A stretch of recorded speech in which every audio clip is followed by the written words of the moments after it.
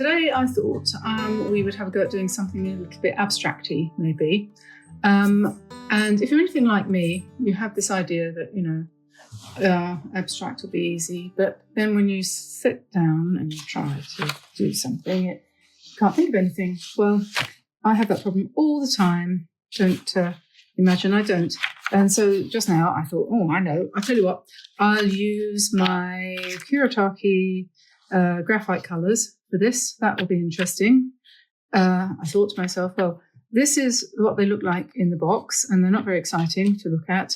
But when you add water and you paint with them, you get these different shades. And they're quite sort of subtle and kind of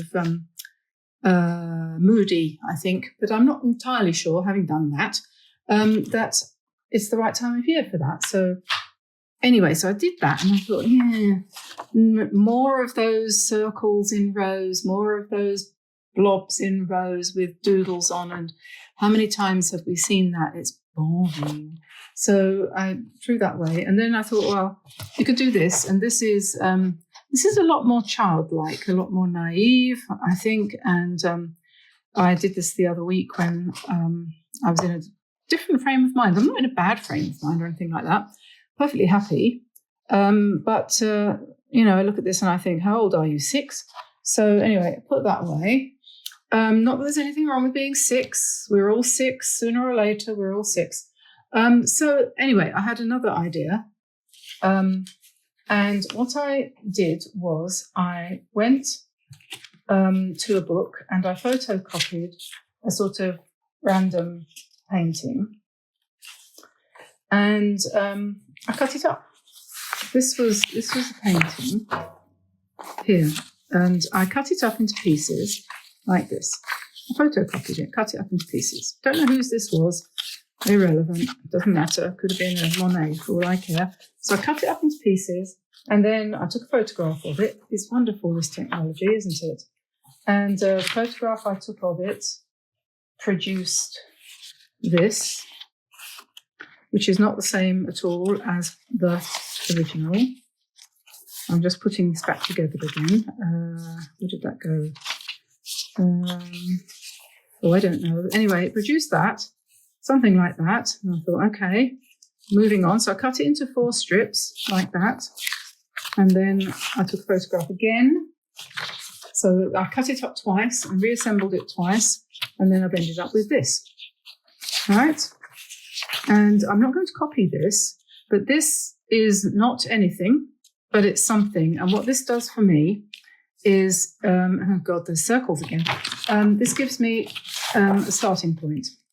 And what I always like to have is a starting point. So I'll say, okay, this is my starting point. So now, and we'll see what happens, really. It's basically, so I've got my etcher block of paper here, which is glued all the way around on all 4 sides so that it doesn't come up and bubble and do, you know, naughty things when you're not wanting it to. So that's that. And then I think I'm going to use, I tell you what, I've got a new set of paints, and this is a sneak peek. I'm not going to open them up yet, but this will make Rubens happy. Mr. Paul Rubens was a German-born artist from about 300 or 400 years ago, but he is now being used as the brand name for Chinese paints. This is Paul Rubens' Artist's Watercolor. This is their 36 colours set of tether upside down of tubes.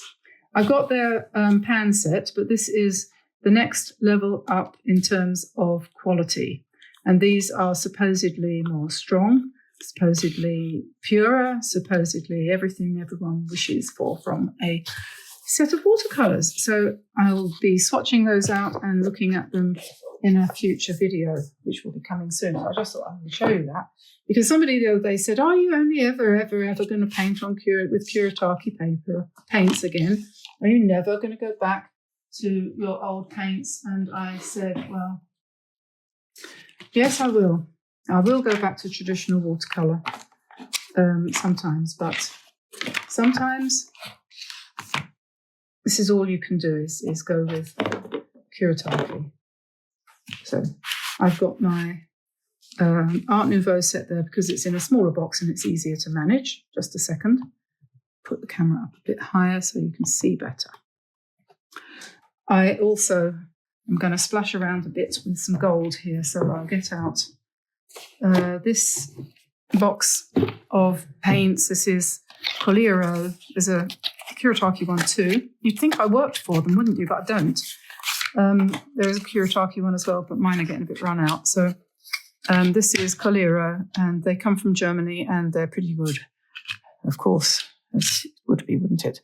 I need my little syringy thing, dropper, and I'll just put some paint, water in the paint. In case you're wondering why I've got a plaster on my finger, it's because I burnt it on the oven the other day and it's not yet healed and it looks a bit red at the moment because I've put some stuff on it to make it get better, and it looks worse now, but it's not worse. It's getting better. It's not painful or anything. It's just stupid. I was putting my hands into the oven and, you know, I don't like ovens that have this. We used to have ovens in England. We used to have ovens that had all of the electric elements were protected behind metal sheets. Well, nowadays they're all exposed, or at least mine is. And I just touched my finger on the element. Ooh, roast pork. Lovely. So anyway, let's get started. I don't know what I'm going to do. I'll tell you what, I think. I know. I will do something along the lines of the brush pens. I've got Kuretake on the brain. Let's find a brush pen, and we're looking at this and see where the lines go and everything. So I think I'm going to start off by doing some lines. This is not going to work because I haven't got any ink in it. Let's try this one.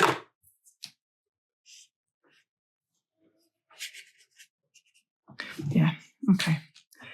So let's put some shapes.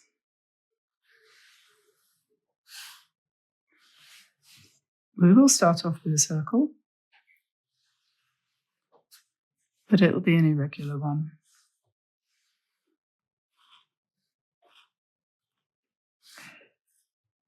I think it's very important to have something to go along, to go by, you know. I find I get lost and stuck. Not everybody's like that. I know not everybody is like me, obviously, thank God. That would be a wonderful world, wouldn't it?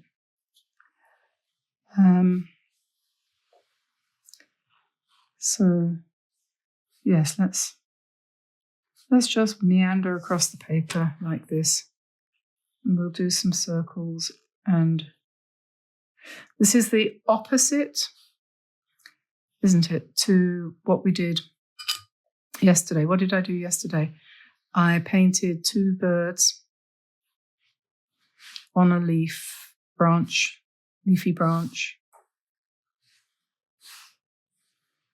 Carefully tracing the design and following a pattern predetermined, decided upon in the beginning. This is the opposite. This is random elements, random elephants.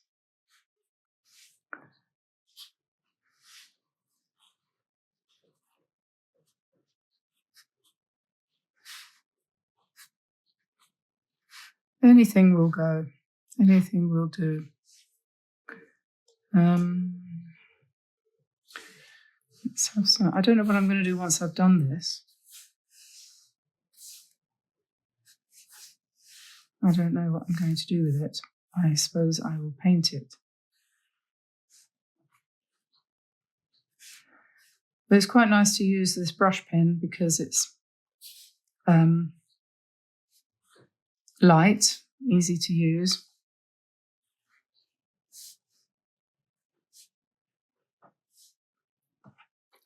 Thank goodness the sun has come out at last.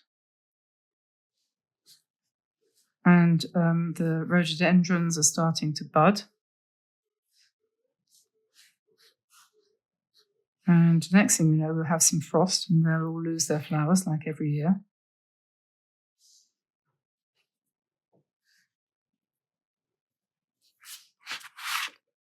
Let's put another circle over here. Not a circle, but a shape, big shape like this.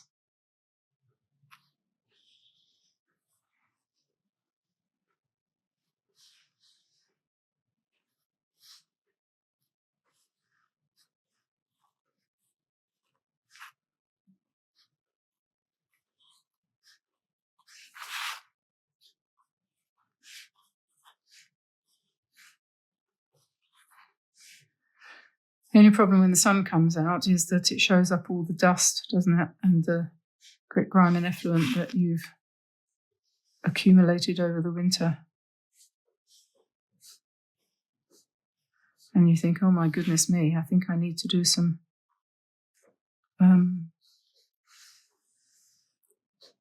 spring cleaning.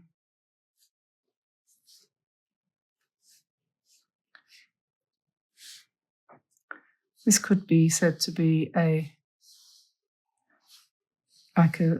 reverse colouring book in reverse.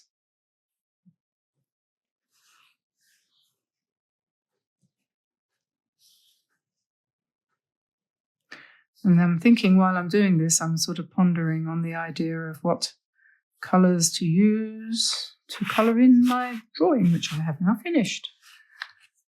So there we are, that's that. And I think I'll use a size 7 brush. And maybe I will start with, I like this colour, I like this blue. So perhaps I'll begin by painting. Can you see? Yes, painting the background. Very relaxing, no pressure, I don't know what's going to come of it, doesn't matter. So I've created myself a colouring page here, you see.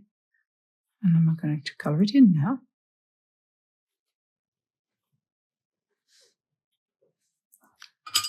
So I don't know if my husband's going to listen to this, but if he does, he won't be very happy because I'm going to talk about him. So he came back today from having gone to the car wash to wash the car.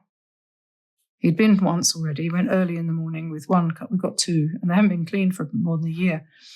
And so that's terrible, isn't it? But here, it's so muddy because we live in the countryside. So you don't bother in the winter because what's the point? By the time you got it back to the house, it would be covered in mud again. So anyway, they went to the car wash this morning. He got that done. And then he said, oh, I think I'll go and do some shopping.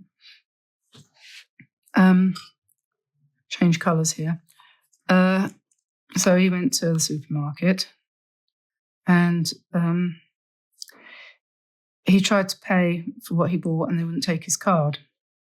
He's got a card in American dollars and he's got a card in Egyptian pounds because he has money in Egypt, and normally, no problem.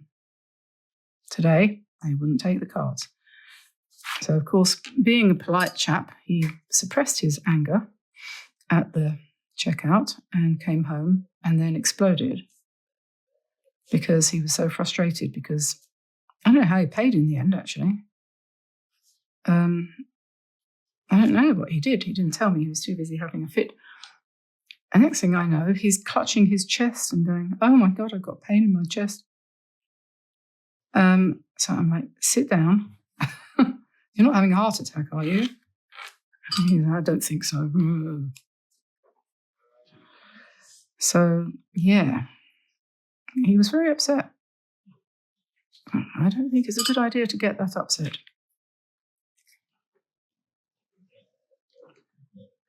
About a credit card, a debit card, do you? So I'm just going through all the nice green colours here that are in this set.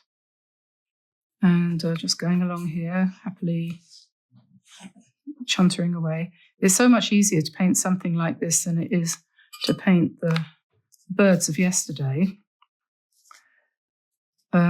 Because you have to concentrate on that, or I do anyway. Whereas with this, you don't really. You don't have to concentrate. Because actually you don't want to concentrate. You want things to just go. and you've already saved yourself a lot of trouble by doing the cutting up thing. I'm not a professional artist, but I have read that professional artists who paint abstract paintings sometimes start off their work like that by cutting things up and moving them around. It's not collage, because you're not sticking them down or anything like that, but it's... I wanted that to be 2 different colours. I nearly did a very interesting course in the Bahamas when we were working there. I enrolled in a weekend class, on doing collage work. This was before collage really got very popular, actually. This would have been in about 2000, and I think it was the year of the tsunami. Do you remember that big tsunami they had in somewhere in Malaysia or something? I'm not quite sure where it was now, I come to think of it. Anyway, it was that around about then. And it was going to be really interesting because this lady was quite a groundbreaking sort of artist. And she'd come to the Bahamas, and I had a friend there who had a lovely studio, very inspiring. Krista Dunn, her name was. I first remembered what her name was. And she lived in, Lyford Key, actually, where we were staying. What was I saying? Yeah, anyway, so she'd organised this lady to come, and I'd signed up for it and everything, and we got there, and she was just asking us to write out the cheques. And, I don't like parting with money, but it was quite funny, really, because I was just in the middle. I just started to write out my cheque for how much money it was going to cost, and I passed out. I just, literally fainted. It must have been the thought of how much money I was spending, I suppose. Everything in the Bahamas is expensive. Anyway, it turned out I ended up in hospital, and luckily one of the people who was participating in the course just happened to be a nurse, and she dealt with the whole thing really well, called an ambulance or a doctor or something, and had me carted off. And it was, what had happened was I'm allergic to bananas. And I had bought a muesli loaf from the local health food shop. And I'd eaten a slice of it that morning for breakfast. It didn't say on it that it had bananas in it. I didn't think it did. I didn't know, and you had no reason to suppose it did. I know better now. Anyway, so I'd had an anaphylactic shock attack. So that was quite a shame, because I didn't get to the reason for telling you all of this, woe, is because I didn't get to do the workshop on collage. So there we are. Things that you miss out on when you are allergic suddenly end up in hospital. It was very good, though, because what was good about that? Well, nothing really, but it was good in a way because, what was good was not that, but the fact was that I'd found out that I was allergic to bananas when I was living in Canada. And I always say, I've said this before and I'll say it again, when the excrement hits the fan, as we say in England, that will be where I'll be headed back to for healthcare, because it's the only place where I've ever been where they actually admitted that there is such a thing as an allergy. Because in England, they don't believe in allergies. Do you know that? Well, at least there might be some doctors that do, but I have personally never been able to convince anybody of the things that I'm allergic to. And but in Canada, they told me, oh yes, no, you are allergic to bananas. Absolutely. That is the reason why you're lying here at death's door. You eat a banana. And I'm like, oh, I've always eaten bananas. I did not know that this was possible. We're talking about 1997 here, by the way. So it might be different now. But I was in hospital a few weeks, last September, with a high blood pressure crisis, which I think I caused and brought upon myself by drinking too much water, but that's another story. Anyway, they gave me a funny look when I said, yes, I'm allergic to a lot of things. It's as if they take it personally, you know. They don't like you to say that you're allergic because they think, that's kind of not a real illness, is it? I get that feeling. I'm sure there are plenty of doctors who know perfectly well that there are such things as allergies. I just don't happen to have met one. I'm having fun with this. What colour shall I put in there? I think a dark green, dark greeny blue. Yes, put that there.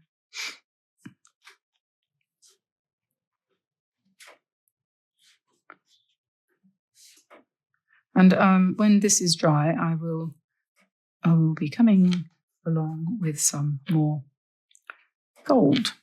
That's what's sitting there.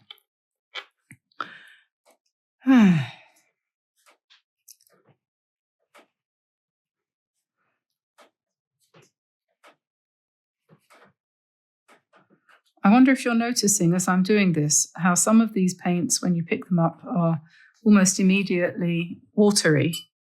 And others, like this one, for example, when you pick it up, it's very opaque. It's almost like gouache. But then when you add more water, it turns into watercolour. So they're very obliging, these paints. And the thing is, if it becomes more opaque, then that means that you can paint over the top of other colours with no let or hindrance. And I haven't been mixing the colours, but I probably should. I think that probably would be a good idea to just go from one to the next and let them blend on the paper. Just add a darker shade every time I go back to the palette.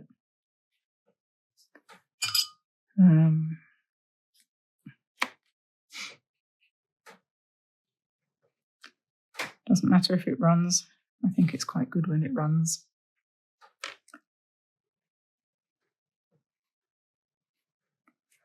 It's not meant to be precise.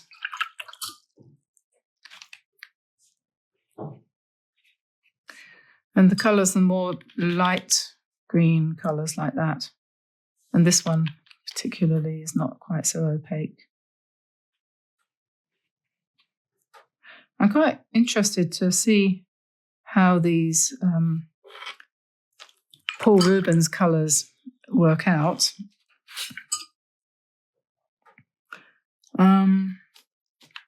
Yeah.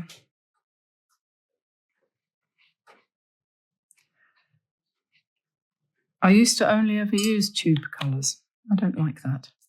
We go back to the green. Tube colours, yes. And you remember when I first started the channel, I was using, and I still do, the little dishes to mix the paints in. So I might be doing that when I try these ones out. Yeah.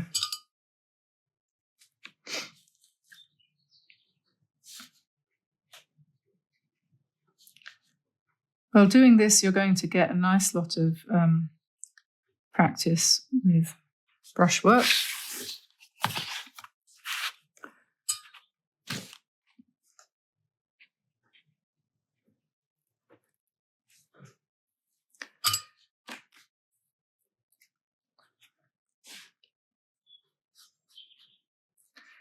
Learning your colours in your set, because when you buy a new set of paints, you obviously have to get familiar with what they can do.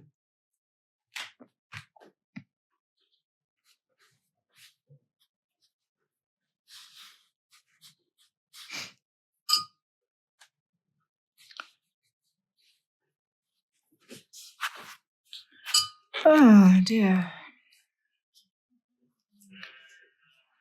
Yes, can you hear the sheep bleating? We've turned them out to grass now, and they're still complaining because they're not getting their dinner handed to them on a plate. They have to go and extract it from the garden, well, the field. So every now and again they go and line up by the gate where they used to go to get their evening meal, and they bleat plaintively, forgetting conveniently that they've been grazing all day on the grass.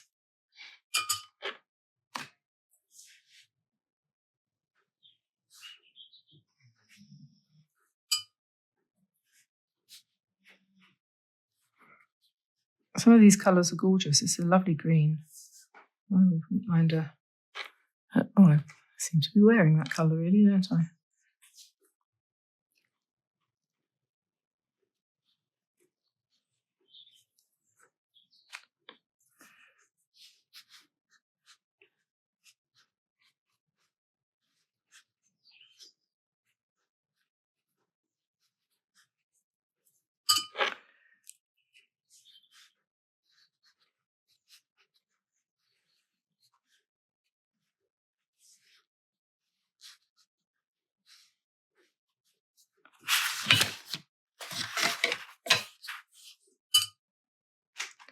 Should I take a chance and put a bit of purple in? I'm just going to put a little bit of purple in down here and see what that does.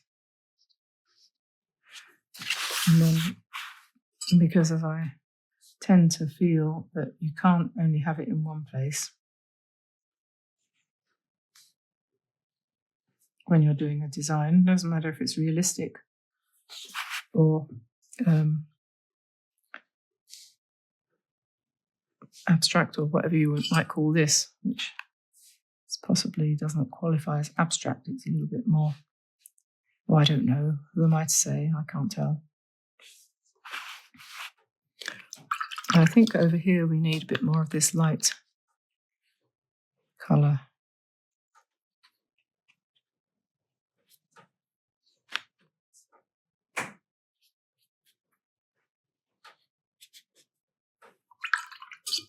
Let me go down here to these ones again. Let them run.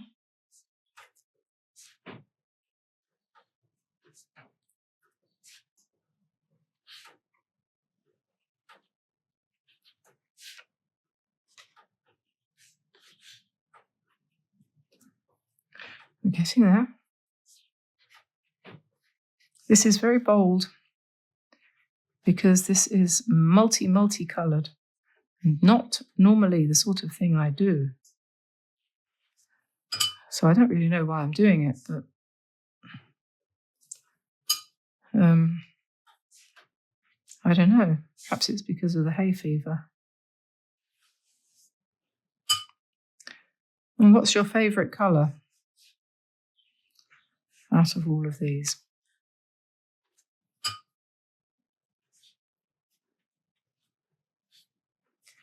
Getting there. What are we going to do here? I think I might have to break that up.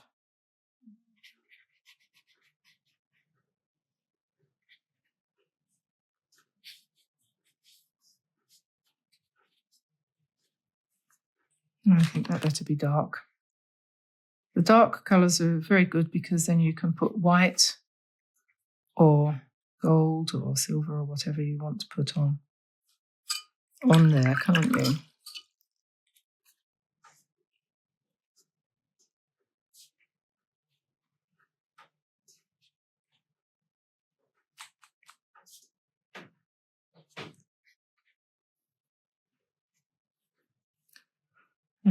That one, perhaps. I've gone over the spiral lines because I can always put them back in again. I think probably we want some dark ones over here.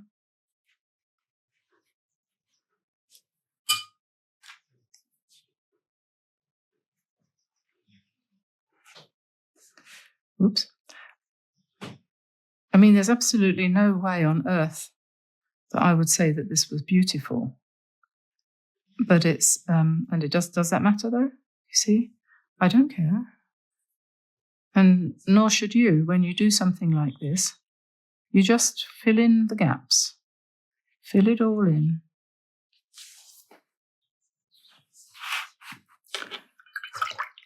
And then, okay, we've got, perhaps we might want some yellow over here maybe. Complementary colour to the purple.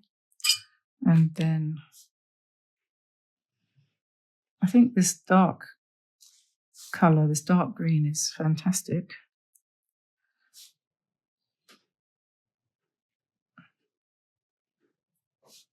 Ooh, look at that.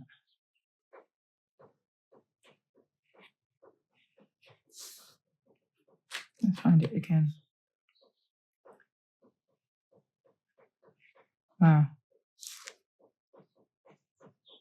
We've got quite a lot of white lines, spaces in between, which we'll either fill in now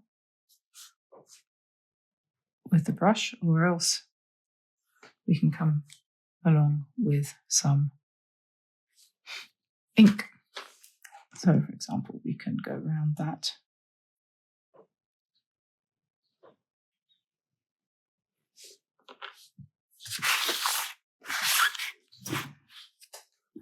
Missed that one down there, didn't I? Light blue, I think.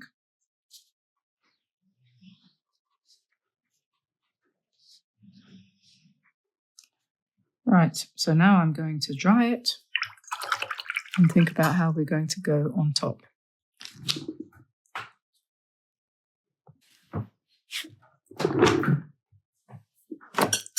Okay, so it's dry and I'm going to start putting some gold lines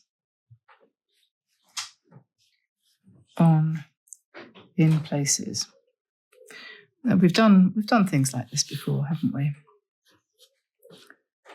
And I think what I quite like to do is where it's run and it's kind of gone fuzzy, you can use the paint to improve the way it looks by just going over the fuzziness. And when there are gaps,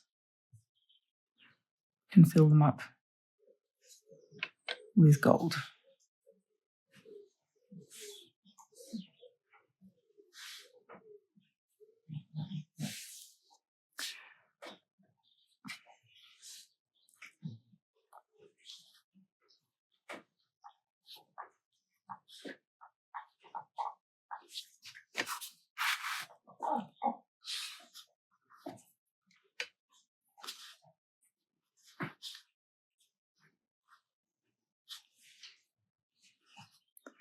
Remember,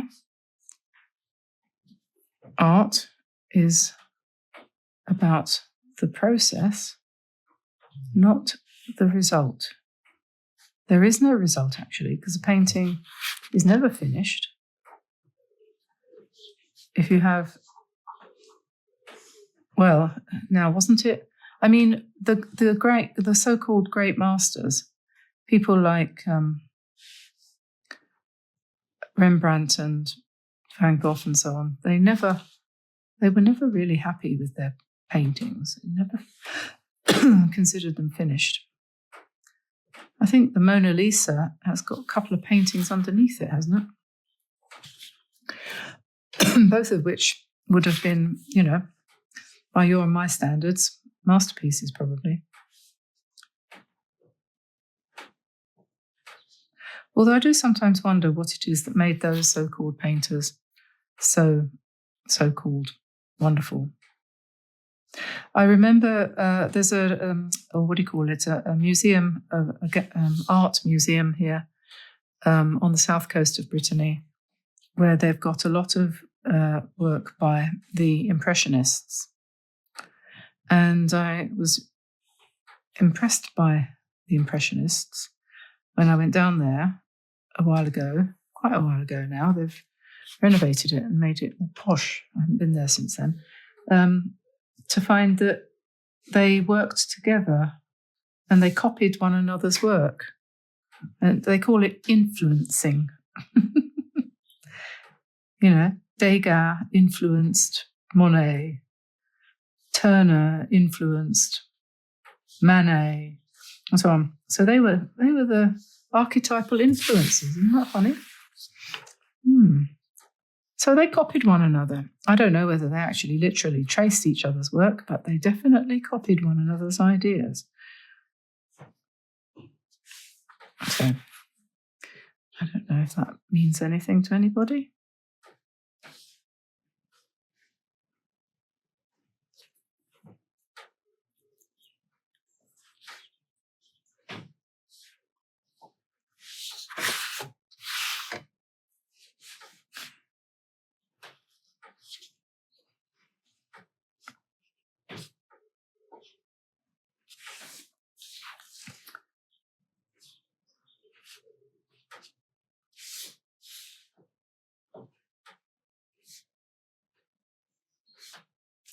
When I'm doing this kind of thing, I don't look at the overall picture at all, if you can call it a picture. I just paint. And I just wait until I got to the end, and then I look at it and think, yeah.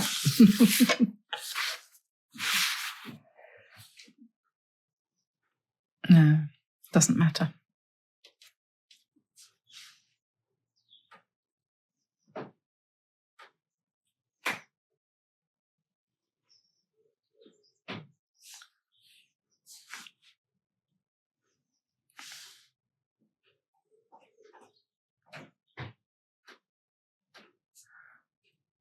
Don't forget that we've got the challenge on the Facebook page. If you're a member of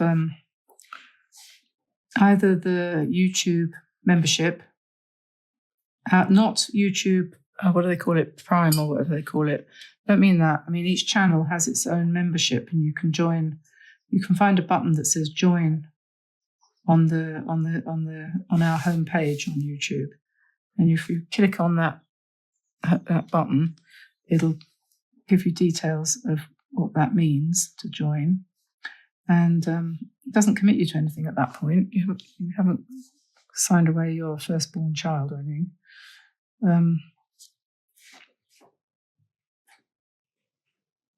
Anyway, if you're a member of that, or if you're a member of our Patreon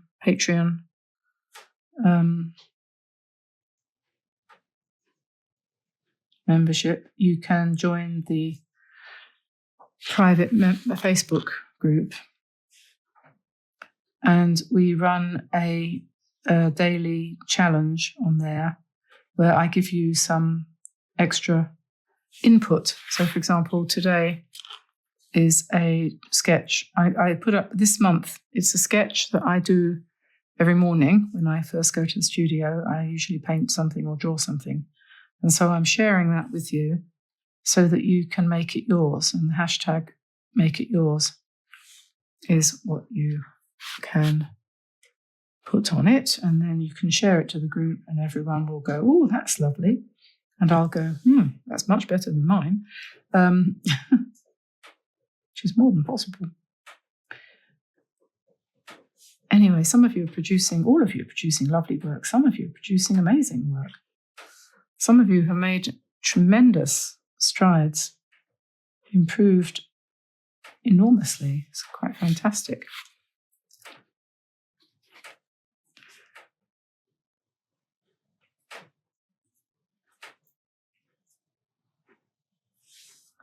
Okay, so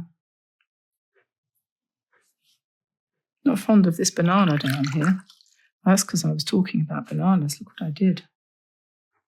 I need to cover that up. I don't like that.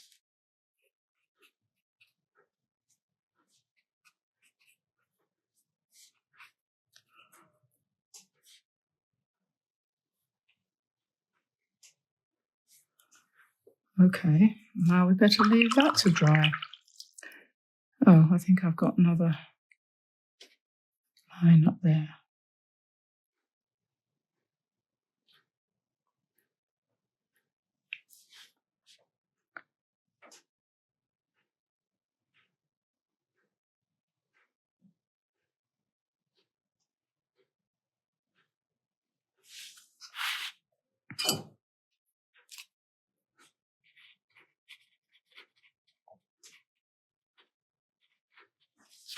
Okay, let's let that dry. Right, so I have my white pen and my gold pen here, and probably I might need a black one. So there's 0.5 brown and a 0.5 black. So yeah, so now let's put some white on here, shall we?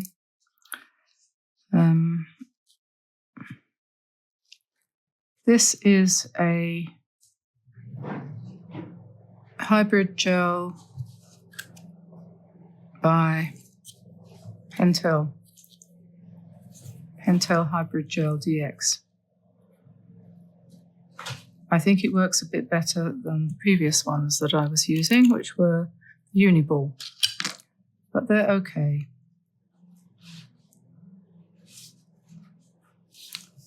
And I'm just going to do some white lines wherever the fancy takes me, really.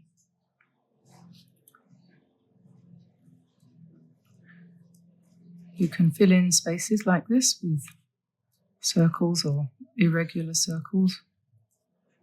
And as you do it, things will occur to you. So you'll sort of think, oh, if I spaced that out at one end, that would look okay. And then you think, oh, this is very dark up here, isn't it? This would be quite nice. I could do a leaf pattern here. Don't know if that would work, but you can put some little leafy things growing in here. And then you think, oh, I'll take it around here too. Put leaves everywhere. And you might say, well, I didn't like that much. Or you might say, oh, yeah, I do. It's actually okay. If you don't like it, you know what you can do, don't you? You can lift it out. So, for example, that one there, if I didn't like that one there, just do that. And it's gone. Bob's your uncle. Again. Did you have an Uncle Bob? I think I might put some black here on this one. This shape here could well be enhanced.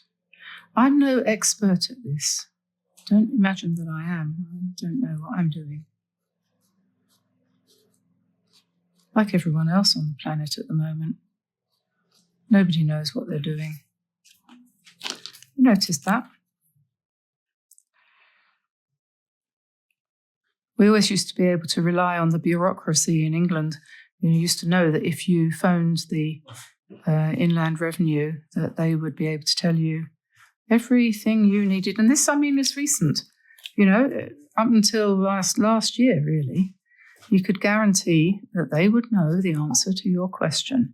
Do you know what the girl on the HMRC, Her Majesty's Royal Tax, we take your money, we will take all your money.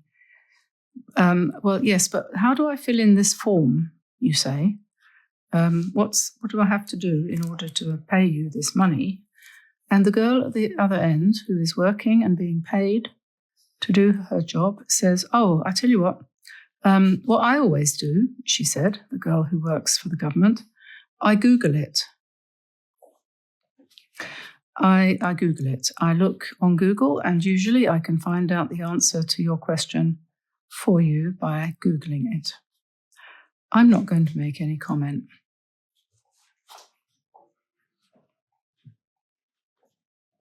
Seriously, that is what happened.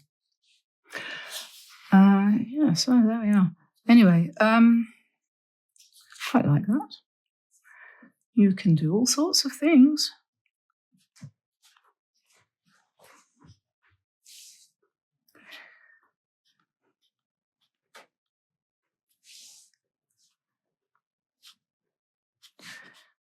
They're fighting in Paris and actually all around France at the moment.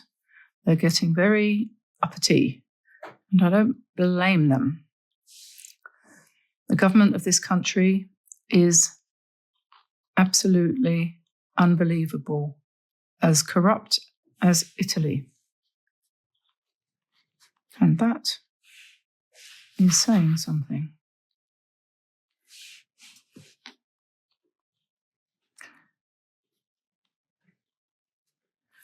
Probably shouldn't talk about politics. I'm not talking about politics, really, am I? I'm not talking about politics. I'm just talking about life. Oh, yeah, here's another example. You see, life.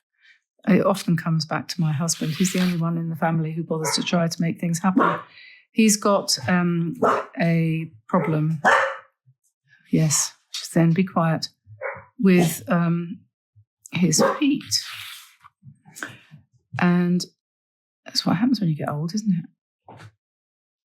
So he went to the doctor. The doctor said, okay, yeah, I agree. Those black purplish marks, those what look like blood blisters, those pains and sharp, what do you call them? Sharp pains are not normal. So you better go and see an expert in circulation. So he said, you can phone this person. And so we phoned this person, and the doctor said on a recording, he said, not here.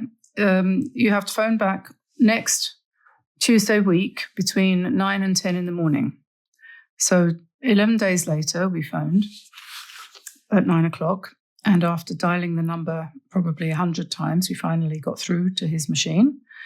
And I left a message and said, we need an appointment. And they sent us an appointment for 6 weeks hence. So 6 weeks later, he went for the appointment, went to the address, sat down in an empty waiting room, no receptionist, nobody there, nobody there at all, waited for the appointed time to come. Nobody there, no doctor, no receptionist, no other patients, nothing. Waited for an hour and left. In all my 69 years, I have never experienced anything like that before. Have you? Maybe you have. I haven't. Hey-ho.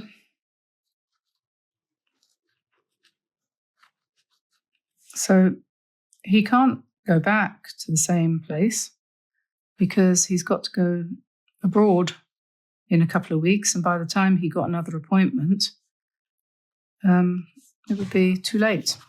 So he'll have to take his black spotted feet with him.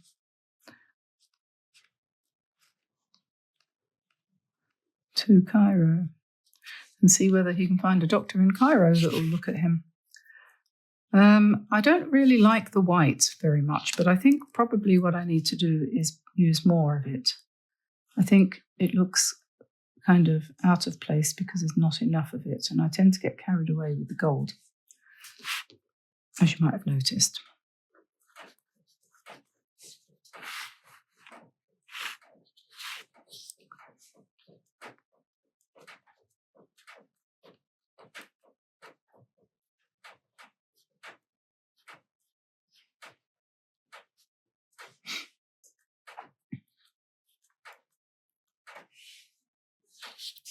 Well, this could go on forever, couldn't it? So I don't know if you want to watch me do this forever.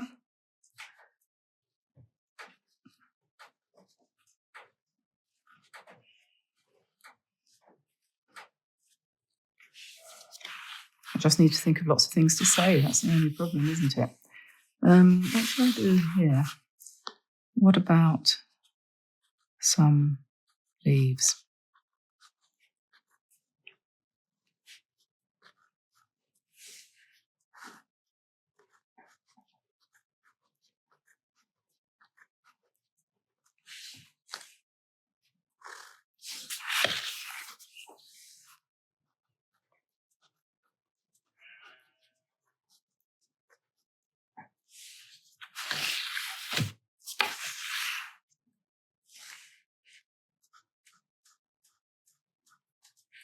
I got a jelly plate the other day, only a little one, about 6 inches square, and I'm very excited by that.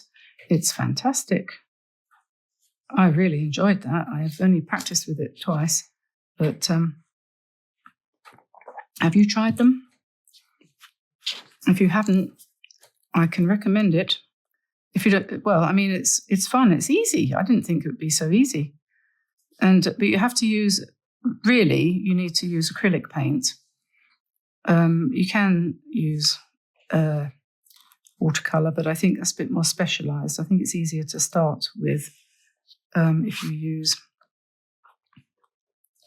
acrylic. And I happen to have some acrylic paint, so I didn't have to invest in anything except the plate itself. And yeah, it's really quite interesting. I was wondering whether to,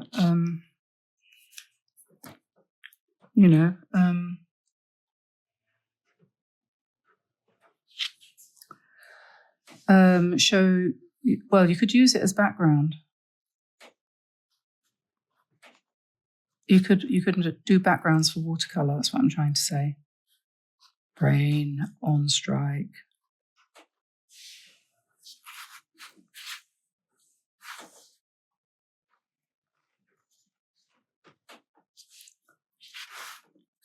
I think I'm getting to the point of no return. The final answer.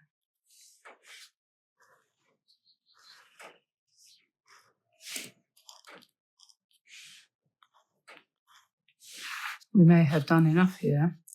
We haven't got any flowers, have we? We need a few flowers, don't we?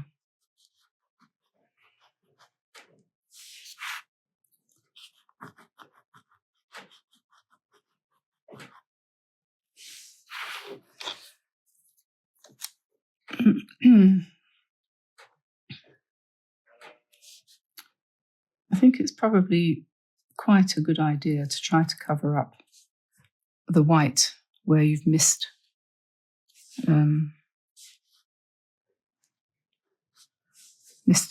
covering up the paper, if you can. I think it helps.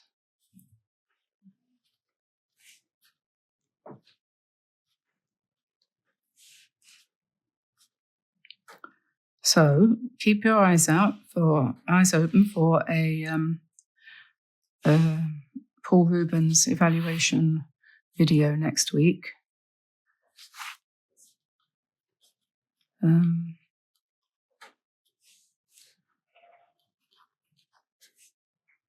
Just have to figure out how to do it.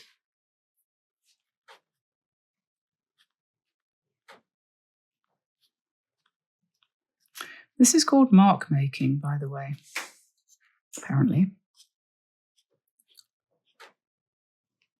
I suppose that makes sense, doesn't it? I am making marks, and I think I'm getting to the point where I've made enough marks. Some of the grey lines are still showing through, like here, which is quite nice, and here, and so on and so forth. Most of them I've obliterated.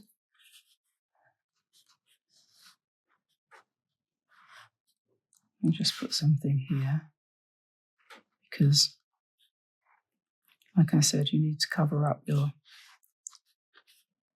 fault lines, and I could probably call that a fault. So let's make it look a bit like Herman Munster. Scar,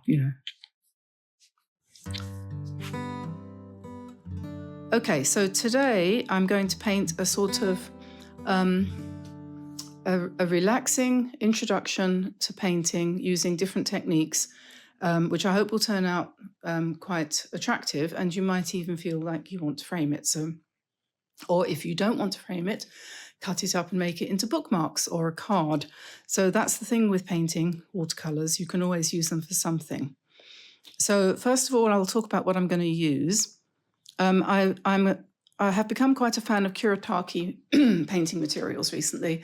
And so today I'm going to be using their graphite colours, which are sludgy, muddy kind of colours that come out quite muted. Or if you put them on thick, they come out really sludgy. But they granulate nicely. So I'm going to use a little bit of that in this painting, probably only one of these colours. So they look a bit like this when they're painted out. Hang on a second. I've just done a bit of an experiment here. These colours here, this is the 6 colours in the set. And I've just put some sort of copper colour on top of that because that's what we're going to do. And then I'm going to use my Kuretake set of 48 colours here, which are somewhere between watercolour and gouache, which means that they're slightly opaque, slightly heavier than the fine watercolours. And that's ideal for this kind of painting where you want the colour to be strong. So that's what we're going to be using there. I'll put those aside for a minute. And then also we're going to be using these golds and silvers. This is Fine Tech. I'll put all of the names of all of these, the links in the description below the video, and also in my Amazon shop. If you just go to amazon.com/shop/Diane Antone Studio, you'll find all of these things listed there. These are nice. You need to wet them in advance, which I have done. And I found myself a little pipette here, which I use to drop the water on before I actually start painting. It softens up the top of them a little bit so that you can actually pick up some paint, which of course is useful. So pop those over there for a minute while we talk about the brushes. Because this is going to be a full A4 size, so 20 by 30 centimetres, I don't know, 11 by 12, no, 8 by 11 or something like that, inches. We might need a fairly big brush to start with. You could use anything. I've got some Zen faux squirrel brushes here, the synthetic flats. This is a square flat. This is a cat's tongue. These would be great for applying the paint for this particular painting. Or you could use a hake like this if you really wanted to go big. This is a large round. It's a very long-handled round. You don't have to have a long-handled one. Something like this would work as well. Anything really. And then when we get into the details, we'll want a smaller round. So I've got here an 8 and a 5, which I'll use probably for applying the gold and silver if I use silver. Also useful would be silver, white, maybe black as well. Pens, these are just fine liners, these are gel pens. My gold has run out. I need to get another gold, so I might have to use bronze instead, or copper, whatever they call that. But whatever you have to hand. I like these gel pens, they're really quite good. Then for paper, I'm going to use a block. It says pad, but it's not. They've changed it now. They made a mistake. It's not a pad. It's a block because it's glued all the way around. And because it's glued all the way around, except for one small spot where you can get a knife in to separate it. There we are. You can separate it by running a knife in there, something like this. You pop that in there and slide it round to cut the glue. But you don't do that till you're finished. Because it's glued all the way around, it doesn't cockle. It won't bend and warp while you're painting on it. So it's ideal for something like this, which is going to be a painting which is going to take up the whole space. If you want to, you can put tape around the outside edge to give you a white edge, but I'm not going to bother with that at the moment. I've got some salt there. I might use some of that. So then what we have to do is choose our colours. And I'm probably going to, well, I'm tossing up between browns and sort of warm colours and blues, that is to say kind of cool colours. It's winter, so you tend to be drawn towards the blues, but at the same time, sometimes it's nice to go for something warm when it's cool, if you see what I mean. And then, of course, we have our friends in Australia, the Southern Hemisphere, where it isn't winter. So should think about that too. I'm sort of leaning towards the browns, so I think I'll do that. And So what we have to do is we have to then select some colours that we think are going to work for this. And we're going to want, I would say 1, 2, 3, 4 brown shades. So first of all, let's have this brown out of here. This is the one which is going to be a good granulator. So put that there. And then I'm going to want some black because I do. And then we'll want a nice burnt sienna colour. So this one, I'm looking at the swatch here because obviously you can't really tell what colour is going to be until it's swatched. So it's better to look here. We want, I think, probably a beige, creamy, I think this is natural beige. I think that will probably go. And you can see as you put them together, you're getting something that kind of works. And then we want another brown, probably raw umber, this one here, I think. Okay, so we'll have that one. So that's our 5 colours for this painting. If we wanted to do it in blue, you would choose a completely different set. You could, let me see, these look good together, so I would probably be inclined to go for that one. That one. This one, you can't really see that it's a nice sea green, so I think those 3 would work. And then you want one that's really light, so something like,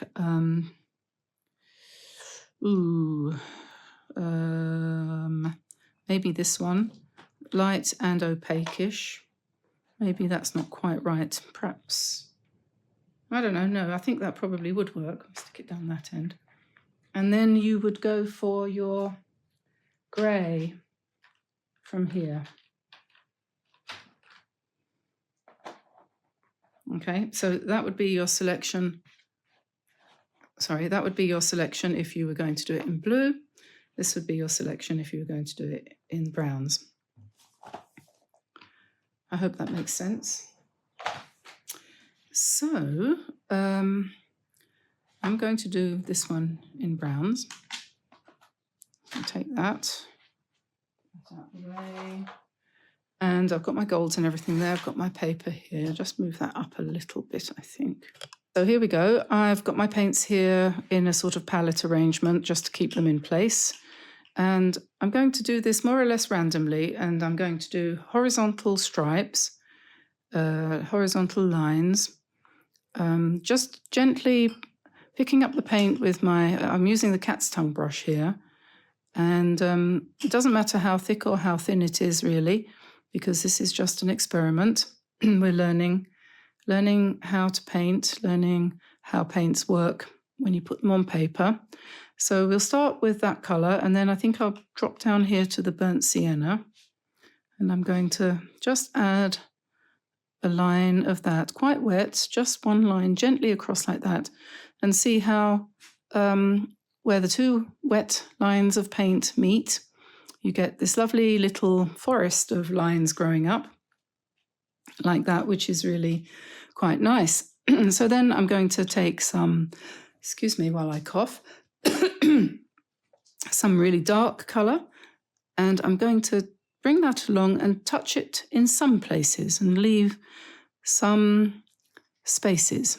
So we get a wobbly line. But I didn't notice, I didn't wash my brush out. So we've got a little bit, I didn't do that on purpose. We've got a little bit of brown mixed in with that dark colour. And now I'm going to pick up some water and just run water across here like this. And as I'm pressing down, we're getting what you call a dry brush effect, where there isn't a lot of water, so we get a kind of beaded kind of thing going on. That's something that you use a lot if you want to have light reflecting off of water or something shiny. So that's an effect that you might want to cultivate and practice.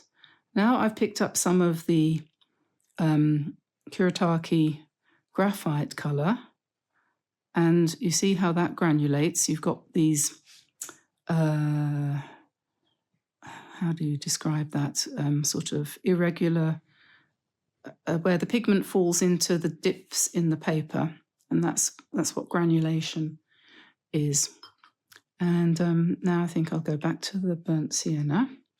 Can leave another gap, come across here like that. And then I'm going to put some darker brown into that. And now I'm going to go back to the beige, take that quite thickly.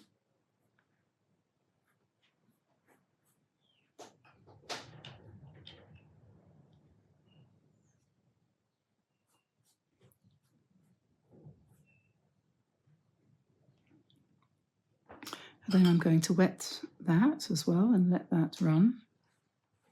All of these things that I'm doing, you can vary, anything you can think of doing, just do it. More water, and you can see the colour pulling down into the water. So this section here is going to be wet in wet, because I've wetted the paper. I've wetted it with a very, very light coloured wash. And then let's use some of this one. I don't think we've used much of that. We take that and go across.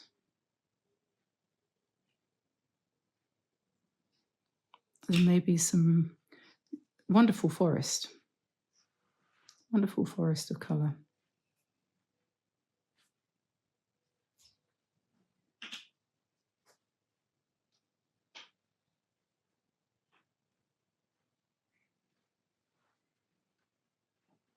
And you can, if you want to, you can drop, let's just wash the brush a bit, and you can drop water in to an area like this. Doesn't matter whether you've got any paint or none, just drop that into the paint and let it move around, and you'll get some interesting backgrounds and things like that. And then let's go for this one again.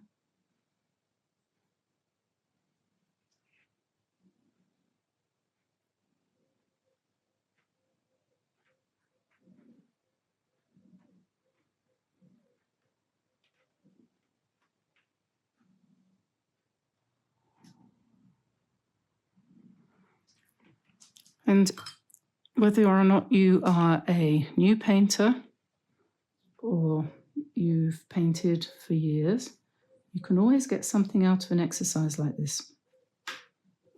It's perfect relaxation, perfect warm-up.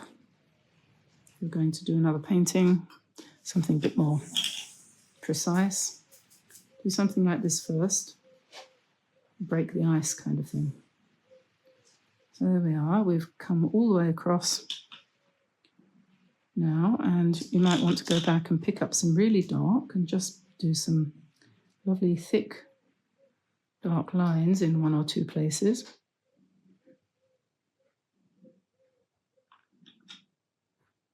This was the black. And you can see how much the whole thing has moved all of its own, on its own.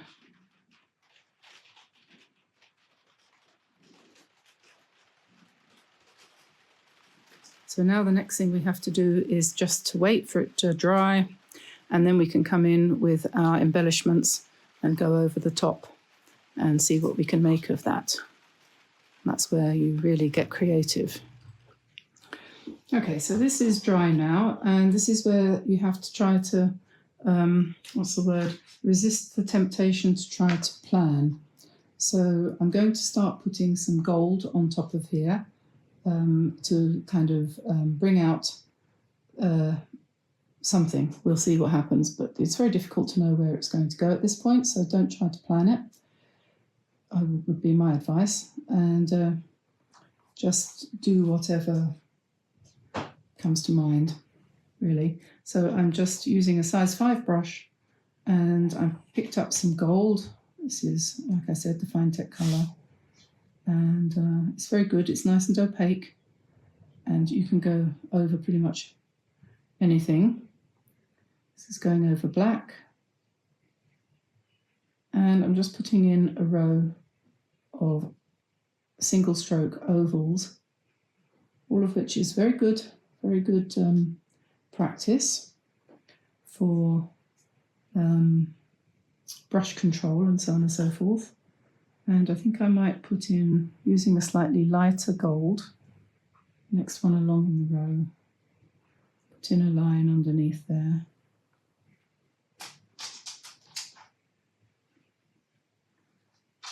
And what next? Yeah, maybe I'll do a darker gold line here. You can hear somebody clattering around. It's the dog.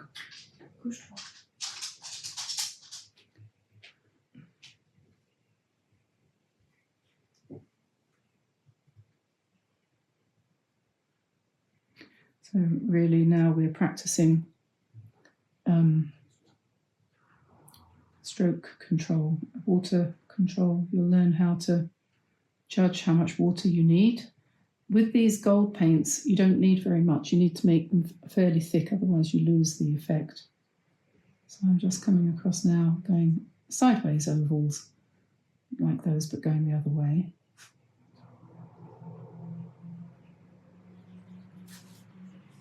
I'm thinking about these basically runs that I've got on the top here.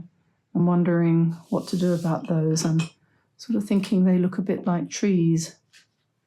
And I don't know whether I can make this white pen work. No, that one doesn't want to work. I must have a sort out to get rid of the white pens that have run out. Okay, let's see. We just, some people will know or remember that we did something similar to this a little while ago, which people quite enjoyed doing. So I'm just going to put a row of trees, outline them here along the top to go into these blobs which happened.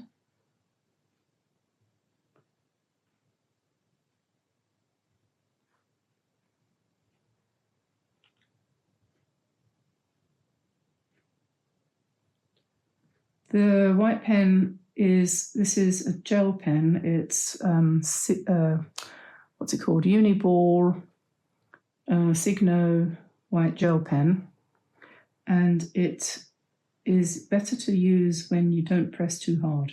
If you find it doesn't work, try not pressing quite so hard, and you might get a better effect. And the other thing is, it doesn't work very well on damp paper, so sometimes you have to be patient or else get your hairdryer out. Now I'm just going to put some leaves on the trees, but they're not really leaves, they're just little dabs. And it's just an excuse really for using gold paint.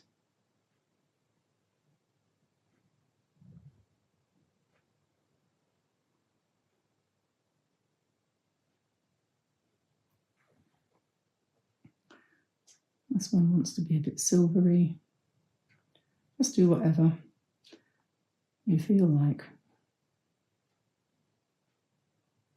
Remember, always I'm working to a time limit really. I don't want the video to be too long.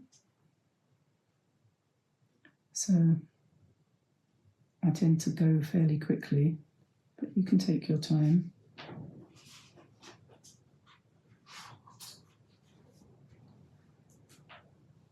There's no real rules about whether or not you should paint fast or slow. It's entirely up to you and your personality. I suggest you don't try to compare yourself to anyone else.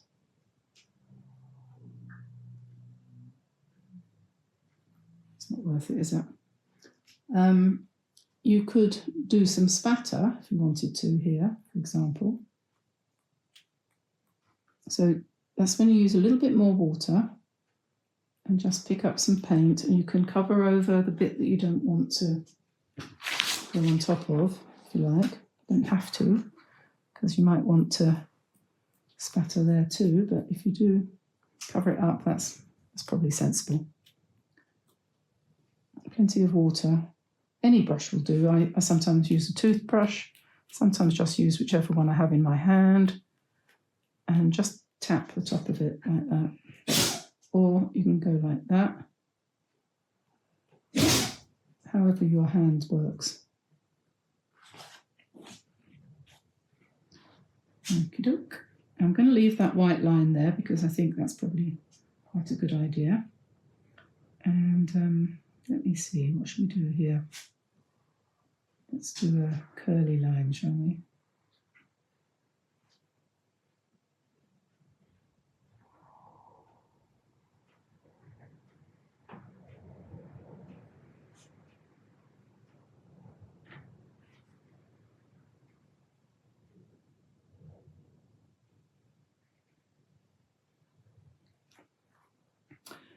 And I think I'm going to do some nice big circles in this section.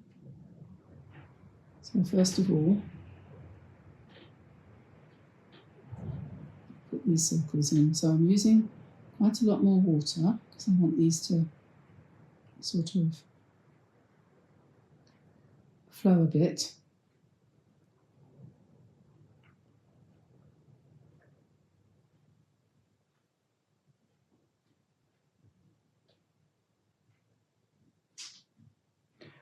I often don't bother to wash my brush out in between strokes. I just go and pick up the next thing because that way you get more variety.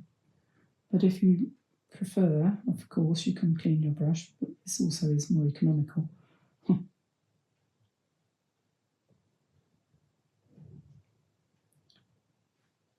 Okay, so when these are dry, I'll come in with a pen, I think, or some other paint and do a bit of calligraphy on top of those circles. I think this one wants to be more golden. Okie dokie. Well, it's probably time for some more horizontal lines here.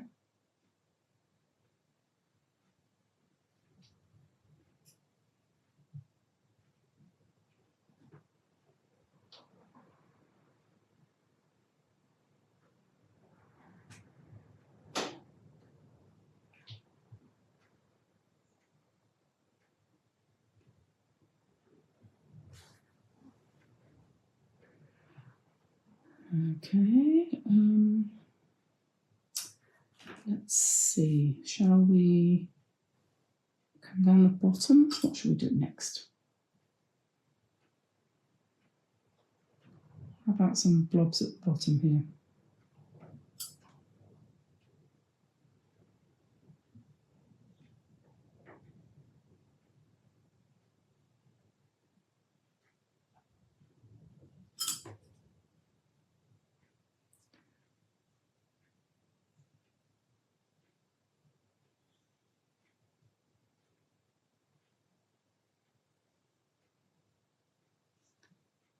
Making these sort of various different shades of golden and pearly, starry colours, whatever.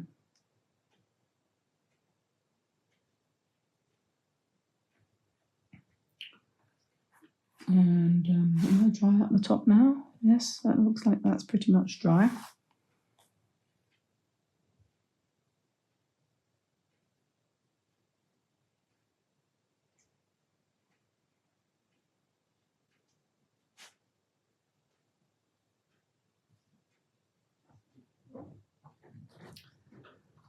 And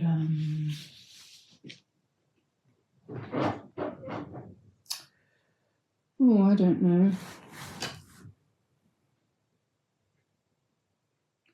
How about some vertical lines like that?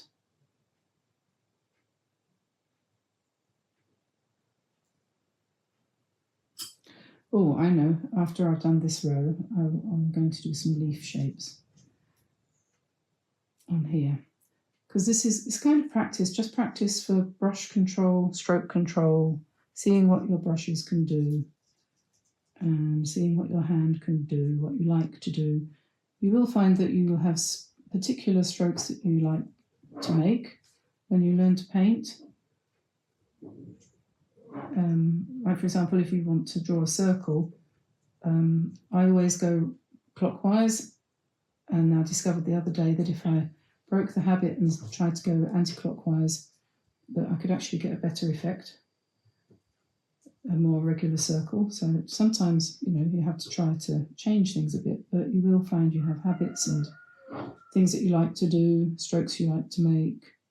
That's what gives you your style. The style is you. That's why sometimes we don't really like our own style, because we see ourselves reflected in what we're doing.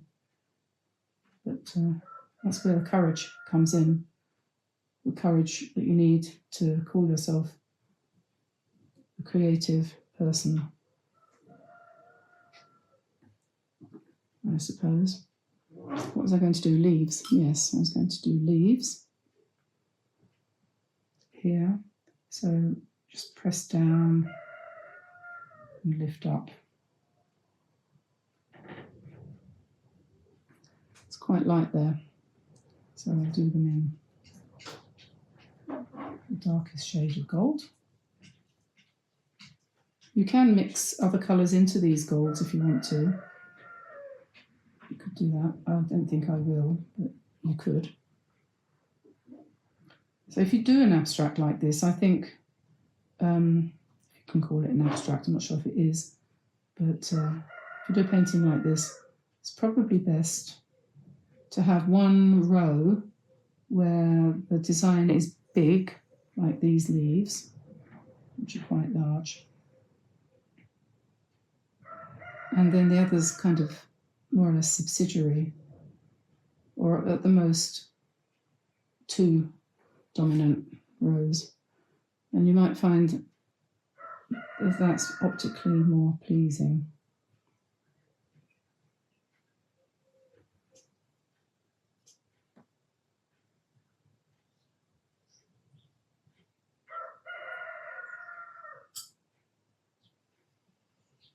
There goes Gabriel again. The cockerel, not the angel.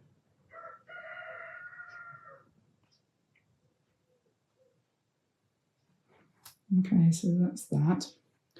And I don't know whether I like these white lines that I put here, so I'm going to go over that with gold. And I'm not going to use white on this one. So we'll just go over that with gold.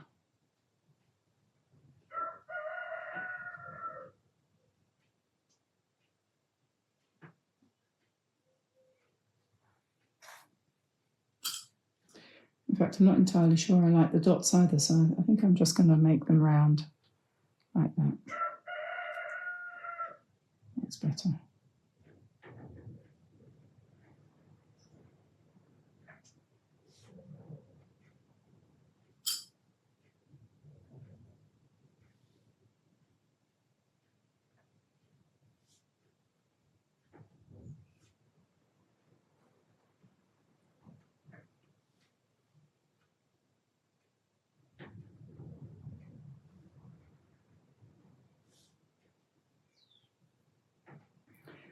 It happens that you change your mind, nothing wrong with that.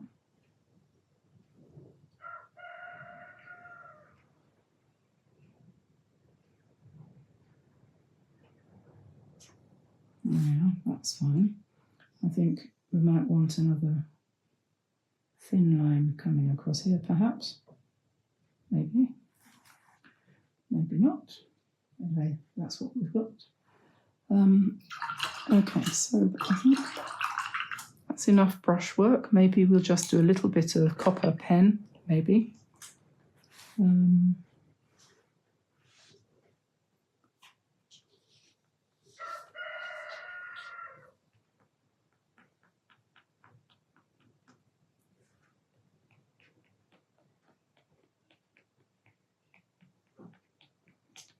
These pens and the paints are a good complement to one another. They work well together.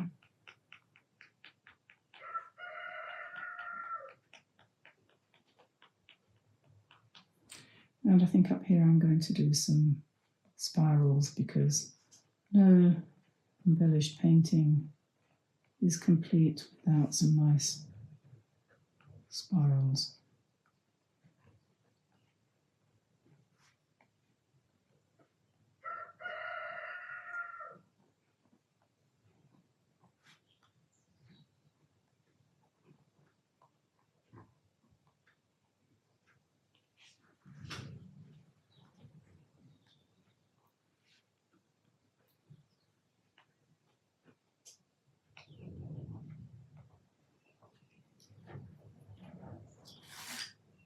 Yeah, maybe a few stars down here.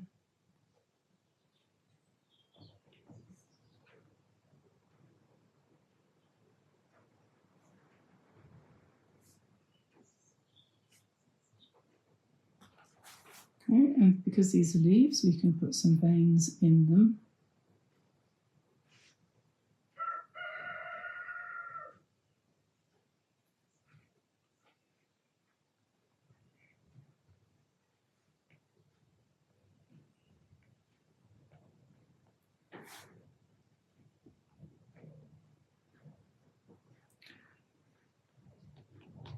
And there's other things you can do too if you want to. You can keep going.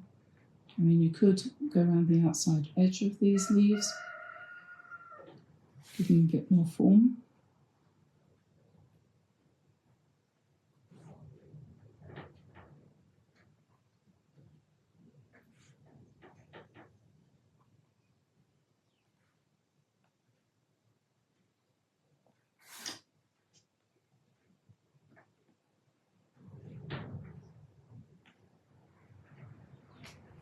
Oh yes, I did say I was going to finish these off, didn't I? So I think they're dry now, so we'll just do this. Some of these embellishments, which are quite fun to do.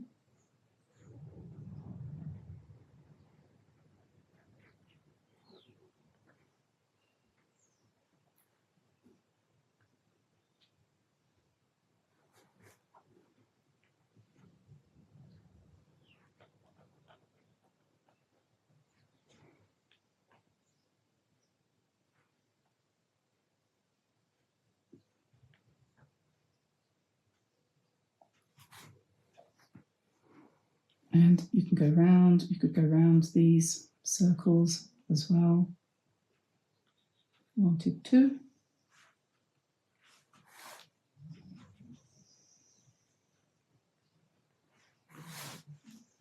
Yeah, well, I think I'm coming to the end of my desire to work on this now.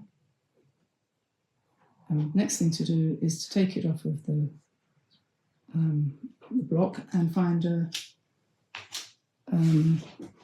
mount so that we can have a look at it as if it was going to be framed, should you wish to do anything like that.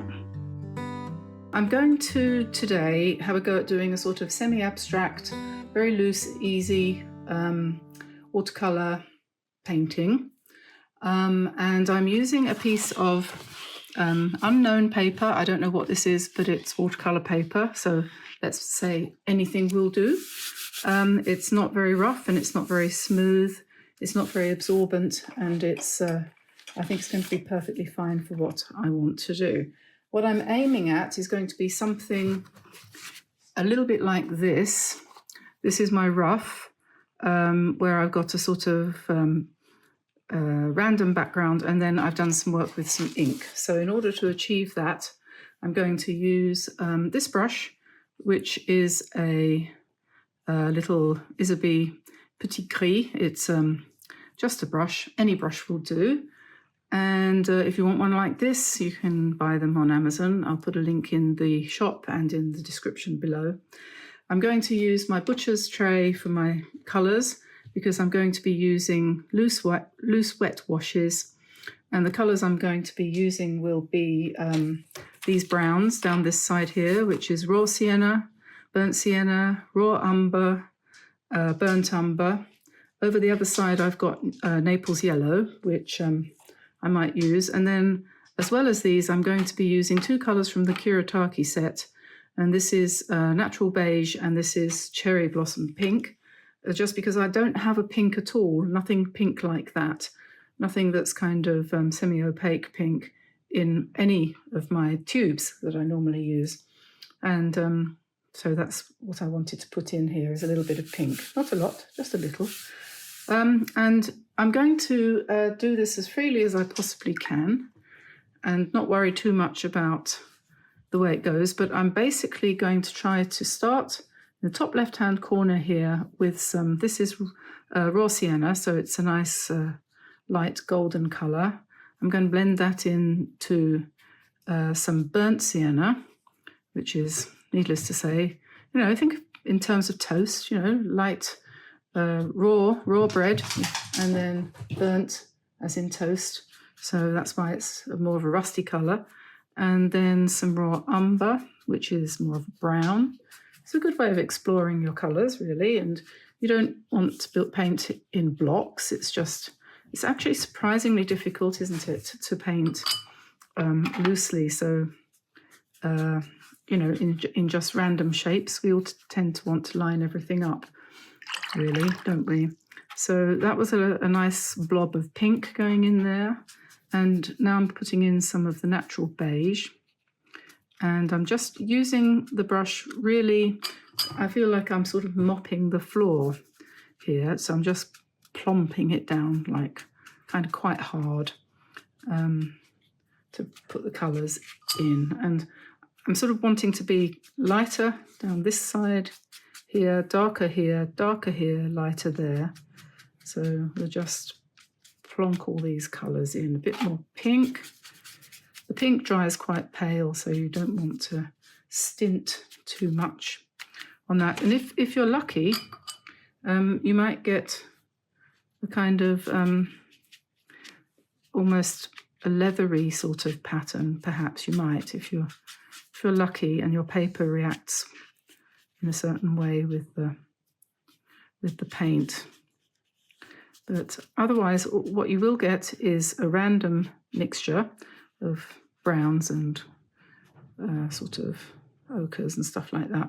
And the thing to do is at this point here where we have just arrived, what you don't want to do is play. You just want to say to yourself, I'm going to let that sit and blend, and then we'll see what we've got when it's dry. And if when it's dry you feel it's too light, you can go in again and do the same thing all over again. But since we're going to draw some leaves and some plant matter on top, you probably don't want it too dark. So I'm going to leave that now and drink my tea. And I'll be back in 2 shakes of a lamb's tail. Again, another lamb. So I've got my background here and it's completely dry. It's actually been a couple of days and those lambs were shaking quite a lot of tails while I was waiting to have the, the wherewithal, the time, the inspiration and so on and so forth to carry on with this. And I have sort of decided that I'm going to continue with the sort of abstract idea, and I'm using my Kuretake paints, and I'm just going to be putting, just at the moment, for the sake of example, I'm putting some neutrals, some rusty red colours straight off the palette, browns and so on, into this mixing palette here. And I'm just wondering if there is another brown. Let's look at the selection. I've got the 48 piece selection here. So we've got it turned upside down. So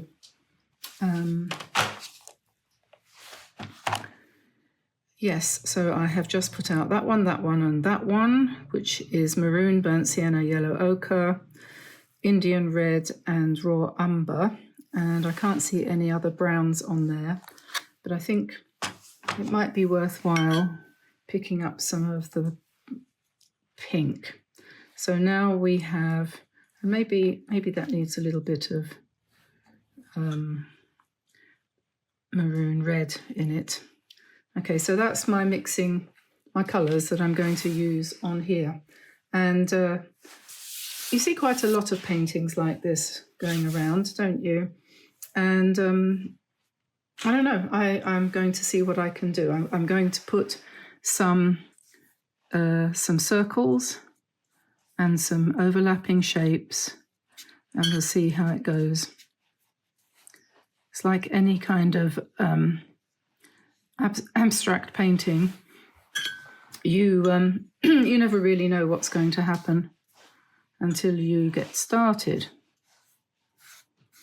It's very, well, I don't know, maybe some artists know what they're going to aim for when they before they get started, but I generally speaking don't. So we have a lovely, nice background there, and I'm probably going to mess it all up by putting different things on top, but we'll see what happens. I'm just brushing the paint in with quite a lot of water, and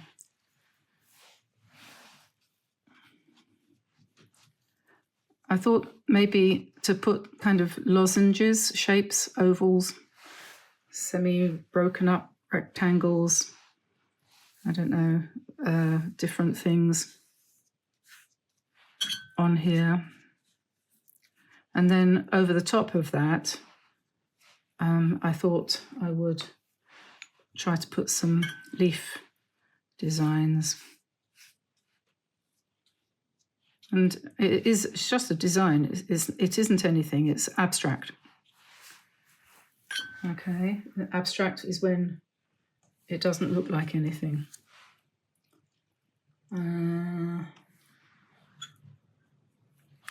Yeah.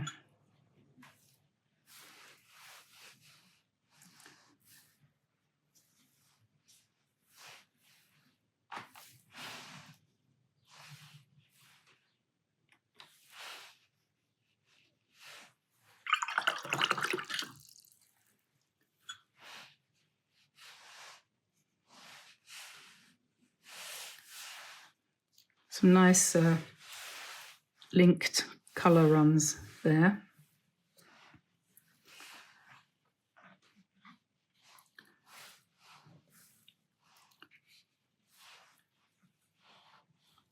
No, I don't want. I want to save the darkest for last. That's a reddish. That's this one, isn't it? Yeah. Let's put another one down here.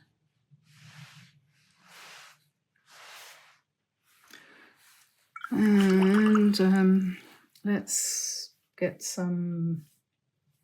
maybe some pink, just basic pink. Pink with a little bit of brown in it. Maybe in the middle here.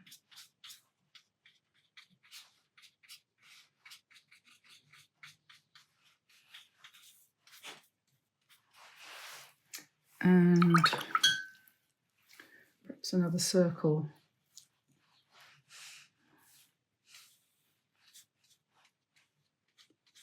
Partial circle.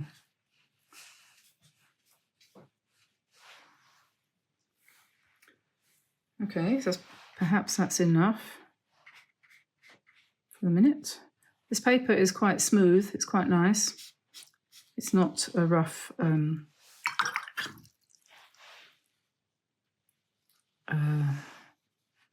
watercolour paper. It feels more like something between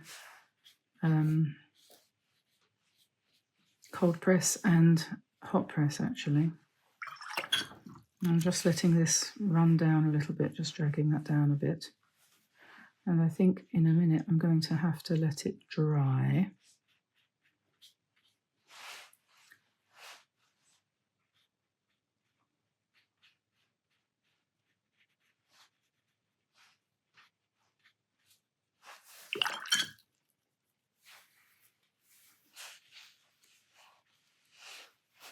Okay, I'm going to dry that, and then I'm going to come back and do some leaves over the top. Okay, that's dry now, and I've mixed up a little bit of raw umber and black mixed together here, which has made a really dark brown colour. And I'm just going to sit down because I'm going to try to put a branch of something across the middle here. So just putting in the stems, the branch part, and then I want these leaves to stand out quite dark.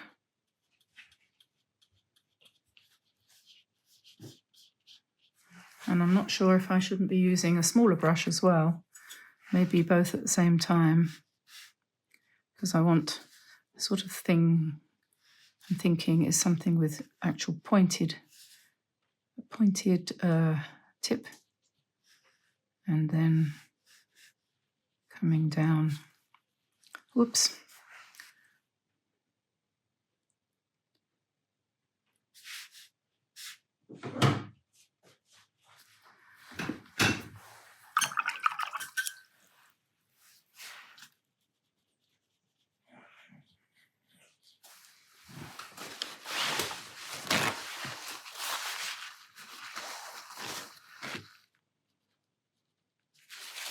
It won't show. When it's finished, hopefully.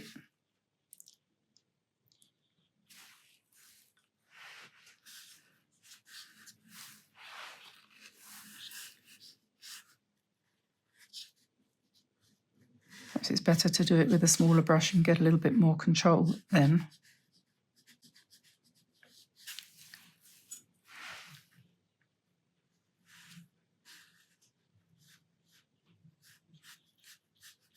We had some snow today. Yes, woke up in the morning and it was white outside and actually still snowing.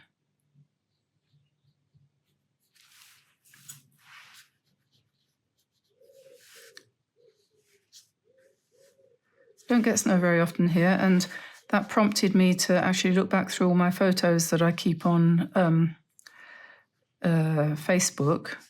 And the last time we had snow was 2010. And we had quite a dump, actually. Quite a bit of snow. It was about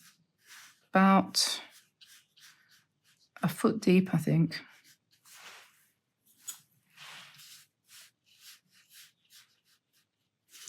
And we actually had to go and buy a snow shovel, like that, which we've never used since, but we used it today to clear the pavement outside the studio.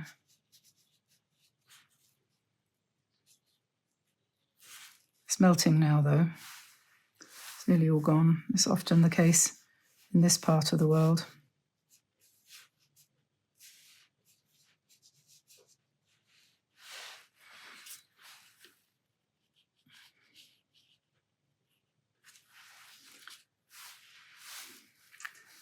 So there we are. You might add a little bit of rusty red, a little bit, make these ones down here a little bit lighter.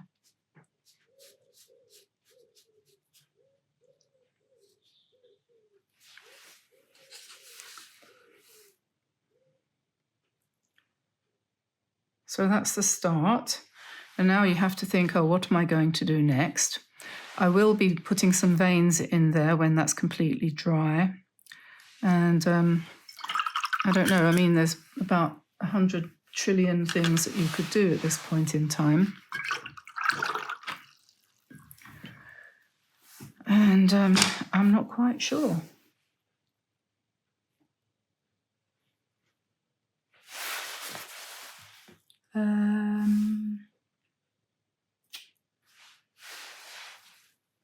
I think, let me see.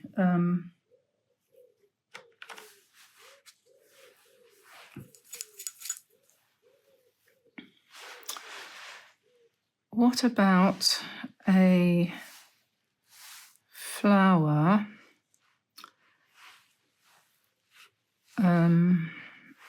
Maybe inside.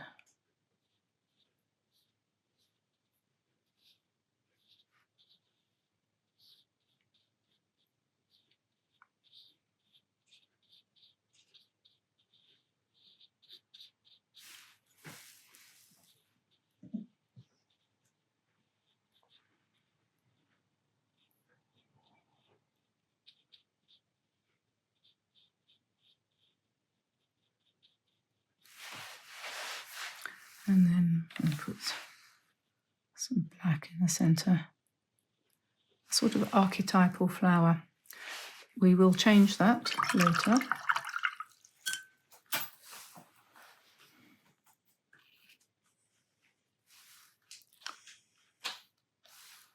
I'm going to, I think, use a bit of raw sienna as colour.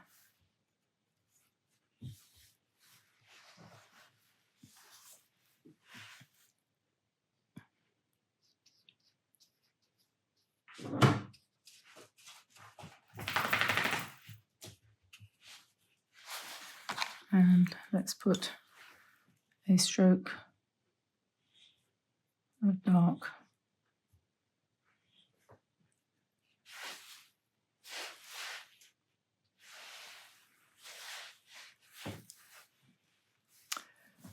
And let's go for some slightly more orange.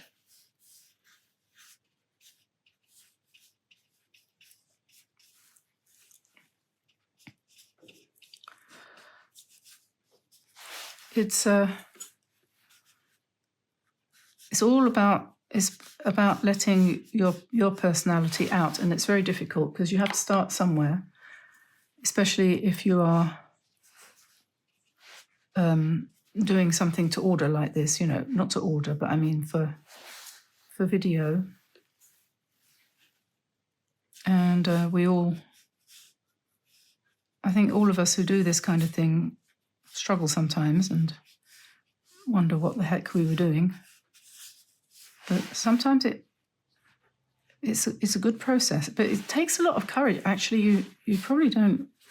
Well, maybe you do. I think some people do because they say, "Oh, I don't know how you manage to produce something almost every day." I don't know either. Actually, sometimes I think it's not going to work. Sometimes it doesn't work.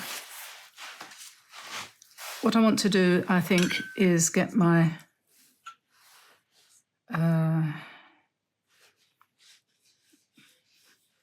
I don't know.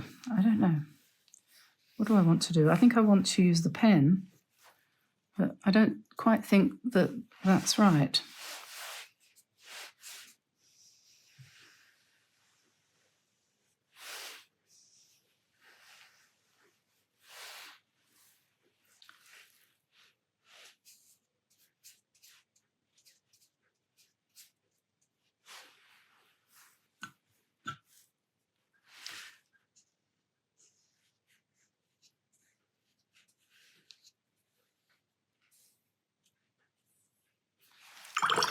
I don't like this at all. That's going.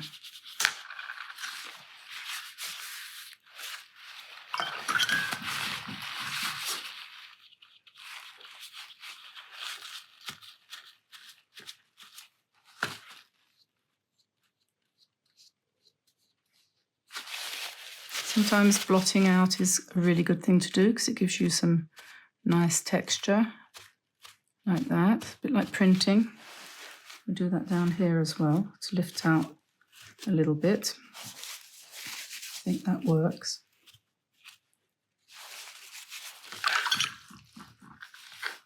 I think we'll lift out some of this as well.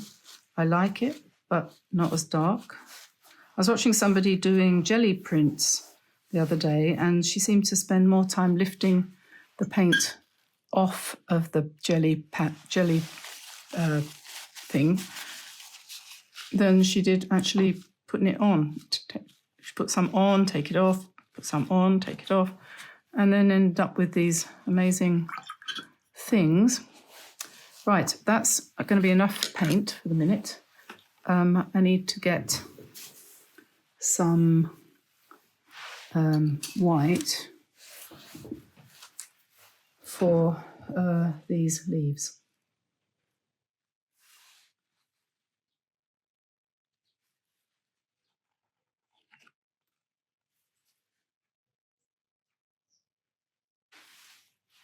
Okay, I'm going to have to dry it a little bit. Okay, I've got a bottle of, this is Royal Talon's gouache, white gouache, and I'm going to actually use this instead of the white pen because I'm just finding the pen isn't quite up to it. So I'm just going to put some of this white gouache. You could use any brand of white gouache. If you enjoy getting messy, this is the way to do it. That's the thing with the pen, you can guarantee that you, first of all, it'll only ever give you white, and secondly, it will not make a mess of you. But on the other hand, what the problem is that it runs out all the time, and drives you potty, because every time you try to do a line, it doesn't. So I'm going to do it with the brush. And I'm going to say, well, if it doesn't make a nice clean line, then that's what I wanted in the first place. But I do at least want a line.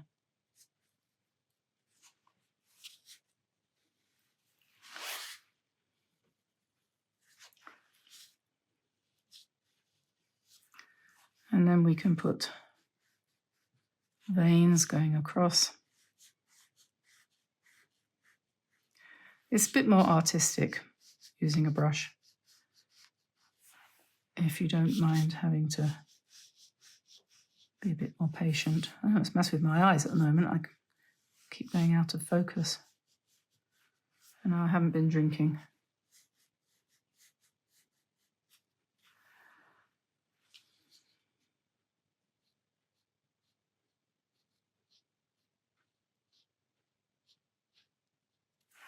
I might put some dots on too. I'm just going to take my glasses. I think actually my eyes are going out of focus. Oh dear.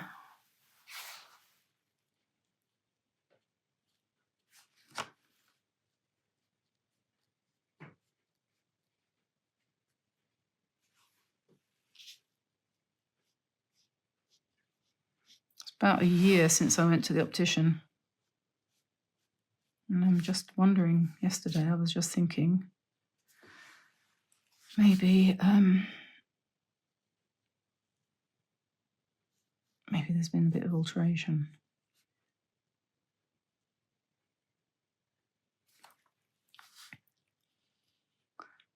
I shouldn't talk about things like that, should I? I ought to just talk about painting. But the thing is, when you're painting, it does matter actually whether or not you can see. I know there are quite a lot, there's even some blind people who paint, and it's amazing. But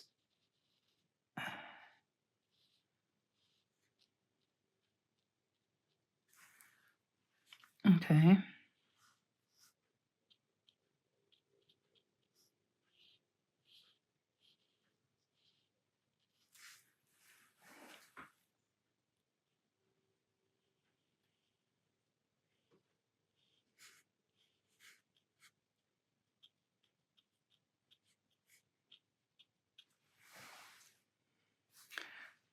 Okay, I don't think that's too bad.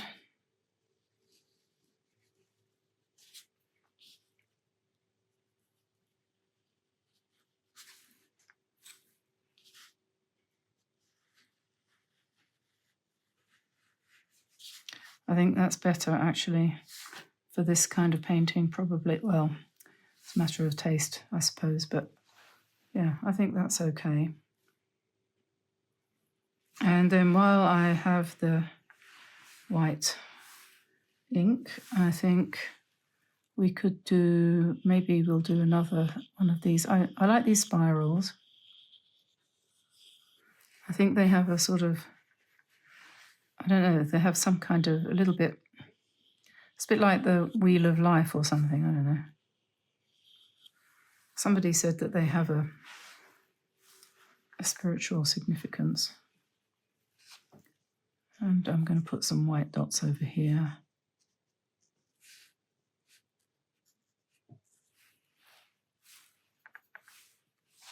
If only you can stop aiming for something particular or stop trying to do something well, then that's when you start to have fun. And this is not easy, is it? I'm going to go round these ones.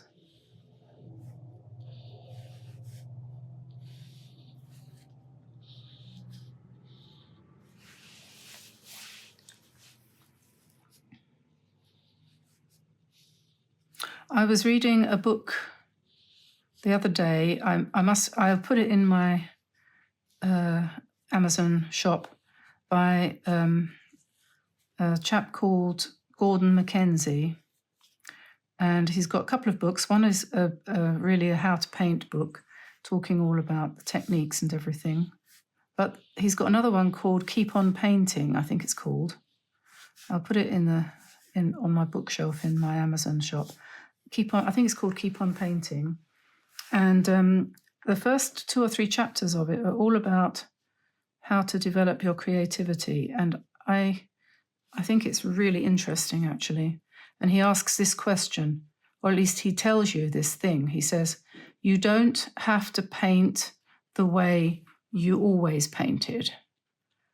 And I've really taken that to heart, because I always painted in a particular way, a sort of semi-traditional watercolor style that's been around for a long time. But in the last couple of years since I've been doing this, I have kind of broken out of that.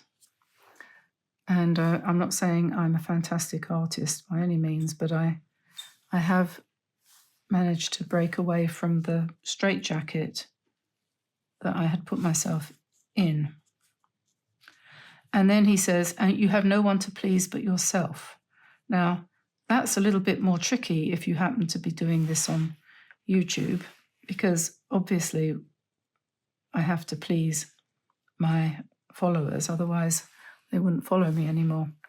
But it's very important for the average painter to remember that at the end of the day, why are they doing it? They're doing it to enable their own soul to grow, I think. Isn't it? Something like that. So you're not doing it to please other people, you're doing it for yourself. Okay, so that's the white, and now I'm going to use a pen. I'll put my glasses back on, and maybe I won't. I think it might be better without my glasses. I have got a pen here, which is,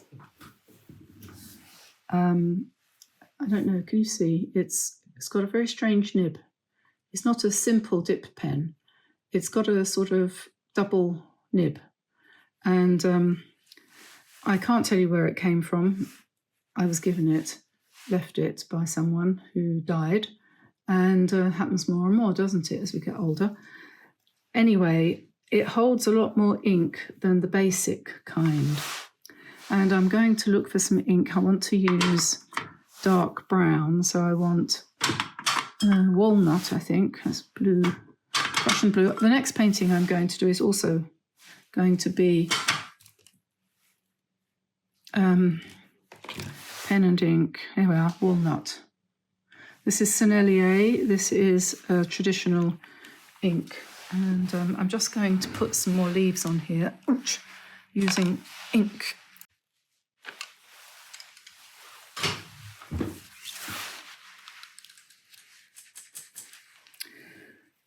There we are. Right. So we'll just dip that in there. Make sure it's working. And we want some smaller leaf-like things.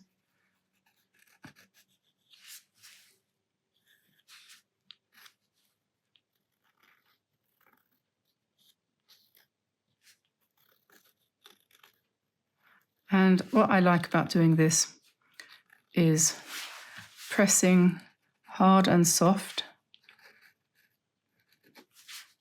getting a thicker and a thinner line like that.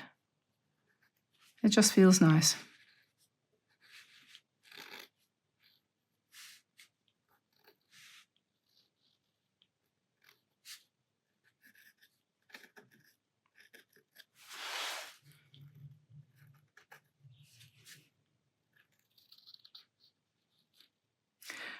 If anybody knows what this kind of nib is called, I would be very interested to hear, because I don't know the names of any of these things. I don't know anything about calligraphy or pens or anything.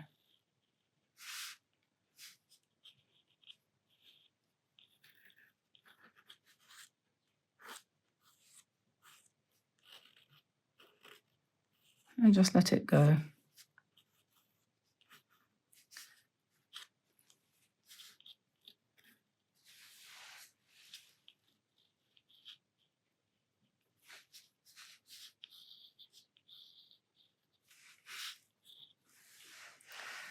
I think some of the knowledge has gone away. I've got some leaflets and things that came with these pens and brushes and stuff, but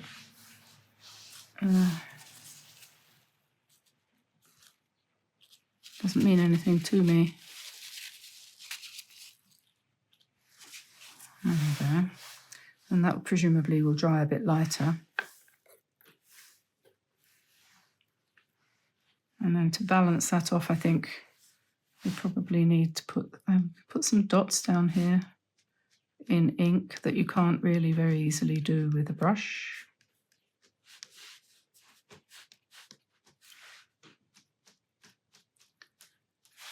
You could imagine that these represented seeds flying around in nature. I think this line needs to come down behind here. And we'll put a few more of these leaves down here. Maybe one behind here.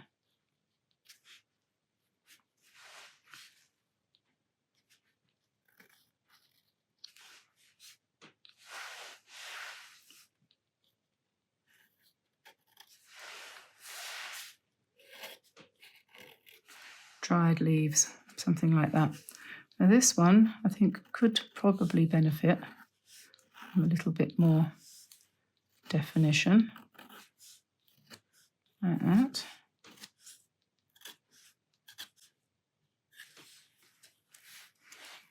And you just keep on playing, really. And just put a nice thin line down here, and then maybe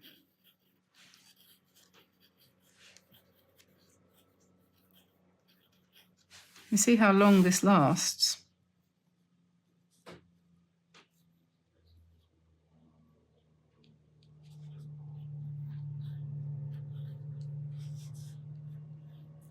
The ink just goes on and on.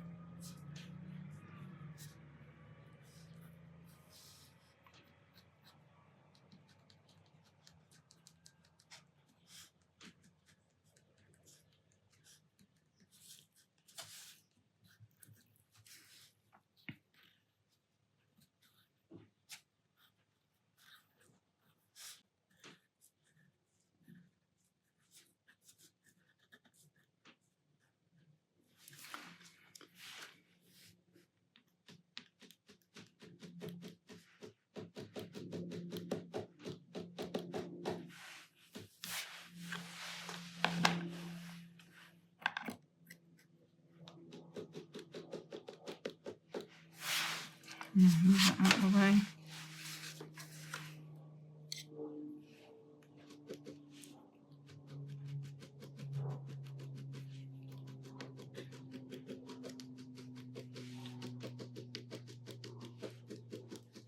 Well, I think this is pretty much looking as if it's probably more or less done, I think.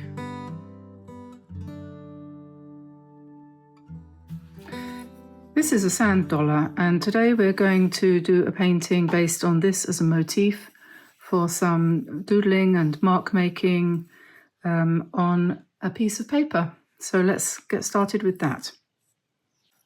This sand dollar is a big one, isn't it? Quite a large one. I picked this one up from the beach in the Bahamas, actually, on one of the beaches in Lyford Key. I don't know if any of you have been there to the Bahamas. It's worth visiting. It's not very much in the way of vegetation there, but apparently there's some good diving and stuff like that. Anyway, my husband worked there for a while, and I used to go and visit him from time to time with the Ismerlians. Have you heard of the Ismerlians and the empire that they've built there? Atlantis and all that, you know, the hotel there, and oh, what a story. Anyway, to get back to this, what I'm going to do is I'm going to use this as my model, and I'm going to use this as my paints. This is the Kuretake Art Nouveau set, and I just got a new one actually because I'm afraid that they are going to run out. So I've bought a new one, but this is the old one and it's exactly the same. And I've also got some brushes here, various different sizes of rounds. This is a Princeton Aqua Elite, which I can recommend. And otherwise I use my Drawwells. Information about that in the description below. I've got a palette to mix on, mixing plate here. This one from Meaden, but obviously anything will do. I've got my piece of paper here. Sorry about that crash. Put that away over there. This is a piece of Arches watercolor paper, and it's stretched onto a board using the technique which is in one of my videos that we did a little while ago, quite a long time ago actually, a couple of years ago.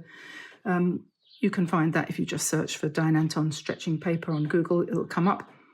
And that gives you a nice taut, tightly stretched piece of paper which won't buckle when you paint on it.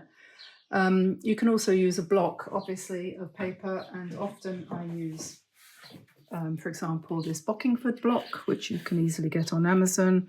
Meaden do a small one, but I wanted to use Arches paper today just because I stretched this a few weeks ago and I haven't got around to using it. So why not? I thought to myself, why not indeed?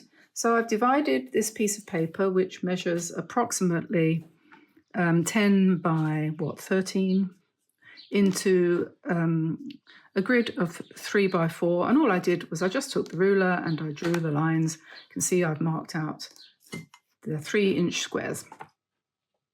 And I'm going to paint some irregular shapes like this in each one. And I'm going to use the different colours in here, and we're going to see how it goes. I haven't got any plans other than that. So let's get into it. And I need a big pot of water, which I'll put there, I think, on top of that plate. So it doesn't matter what you start with, but I'll probably begin with a neutral. So let's put the paints like that so you can see. I'll begin with a neutral because this is neutral, but I'm not going to stick with that colour, but I'll start with that colour. And maybe I'll start here. And I'm just going to very roughly draw a shape. And maybe I'll add another colour to the centre of it. Let's put a bit more in there and just let that run. Trying not to interfere too much with the natural sort of flow of the paint. Then keeping that colour on my brush, I'm going to add another one of these colours to it. And the reason why I do that is because that way the colours will, harmonise with each other. Okay, so, and I feel I want to put a little bit of that in there. I've been very bold and started right slap bang in the middle, which is, you know, not necessarily a brilliant idea, but whatever. So if you look at this carefully, without sunglasses on and with a bit of imagination, with the eyes of somebody who's trying to be creative, you might be able, I find this very difficult myself, but artists over the years have told me that you can see different colours in there. So I'm going to take that on trust and say, there is a little bit of purple in here. There's a little bit of green. There's a little bit of blue. Maybe all of those colours together make up this sort of neutral beige colour. So let's try and pull out some of those colours and paint what's in there here, divided out. Do you see what I mean? I'm not sure if I'm explaining that very well, but you probably know what I mean. This is nice paper. It should be allowing the paint to blend nicely. It shouldn't buckle. Oh, that's fairly strong. I think I'll just lift some of that out. It should allow you to lift out. So we'll just lift that out. I don't know where that came from. Okay, next one, let's pick up some of this and put this one up here. I don't want that to be too dark. It's another sandy color. You can make these as irregular as you like. Then we've got, let's put some of this pinky shade in here.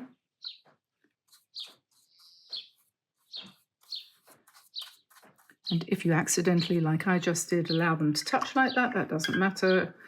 Just make it even more interesting. Question is now, do I want to go for something a little bit on the greenish side? I probably do. So let's do that one there like that. It's up to you to choose. You could do any colours. You know, you could go for completely unsand dollary kind of colours, like the ones that are down here, these turquoises and things. And there's nothing to stop me picking up a bit of that blue and mixing it in with some of my pink, and I'll get a kind of greyish, quite a pretty grey actually, if I put that there. So that's quite nice. And once these are dry, then we're going to come in with some ideas for picking up this beautiful 5-lobed design in the middle with the 5 little tiny dots there, which and then it's got these amazing parallel lines all the way around these lobes, which could be quite interesting from the point of view of mark making and so on. So let's carry on with this. All of these hopefully will be different colours which have emerged from my fairly random mixing of these. And the good thing, as I've said this before, and I'll say it again, the good thing about the Kuretake colours, these all go together. Oh, that's nice. I like that one. That's this one here mixed with that one there. That's nice, isn't it? I like that. Maybe I'll do that again with the pink, for example. Have I got to? I think I've got already too much pink. Let's go for the mauve again. Perhaps I'll mix that with that a little bit.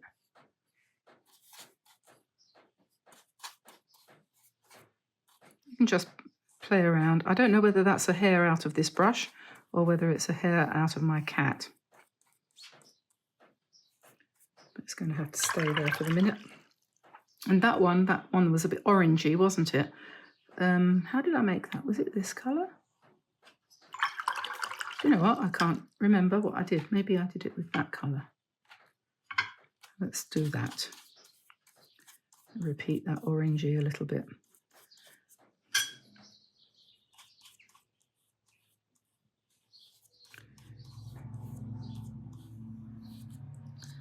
Okay, so those are now done, and what we'll do is we'll let them dry. Okay, so these are dry now, and this is where basically you get to use your creative imagination as best you can. In my case, it's not particularly good. You can look things up on Pinterest if you want to try and find something to inspire you. We all do that, I know. So yeah, I'm going down to a slightly smaller brush. This is a size 7. The one I had before was a 12. And I'm a fairly literal type of person myself, so I tend to go to the original to see how it, you know, kind of ought to be or could be or was done by nature. And these are interesting sort of shapes, aren't they? They're not pointed like leaves. They're kind of wider at that end than they are at this end. And these 5 dots in the middle here seem somehow important. I'm not sure what they function for, but something to do with the life of the animal that was in there. And then looking at the ones on Pinterest and online in general, there are lots of, it seems as if there must be lots of different types of these things. And this one is just one particular design, presumably. So anyway, I'm going to use it as my starting point and I'm going to actually first of all go for a much smaller brush for the very first thing, which is going to be the dots. And then for each one, I'm going to pick up more of the same or a similar colour. And then I'm going to put 5 dots in the middle to give me a starting point. Okay, that's the way I think I'm going to work. And then take some more of the same paint and then just put in the shapes, the outlines of the, I don't know what they are, the markings. Anyway, so one way of doing it, you could make yourself a template if you wanted to, and do it that way if you wanted to be a bit more mechanical about it. But mine go quite a long way towards the edge of the sand dollar, so I'm going to do some of them like that. And then they do have a kind of line going down the middle, like that. So we'll just put that in very finely. And then probably the thing to do is maybe emphasize a little bit by going a little bit darker on one side, perhaps. And so that gives it a little bit of three-dimensionality. And then I'm going to let that dry and go on to another one. And since I've got the pink on my brush, I'm going to try and do my little dots with the big brush. And then, so maybe this one will make them smaller. And I think the interest of this painting overall is going to be the variety that you come up with in the way that you do these. So as you go along, you'll think, oh, I could do such and such. And then by the time you're finished, you think, oh, I should have done so-and-so. So I'll do another one. Don't ever hesitate about doing another one of the same painting, will you? You don't want to do that. You don't want to hesitate over repeating yourself. I do it often now. And then you could put some little parallel lines in there if you wanted to, because it has those all the way around. Or you can just leave it simple. And some people do other designs sort of here. And I think it's possible that some of the sand dollars do have more designs out there like that. And then it's quite common to sort of just put lots of dots in.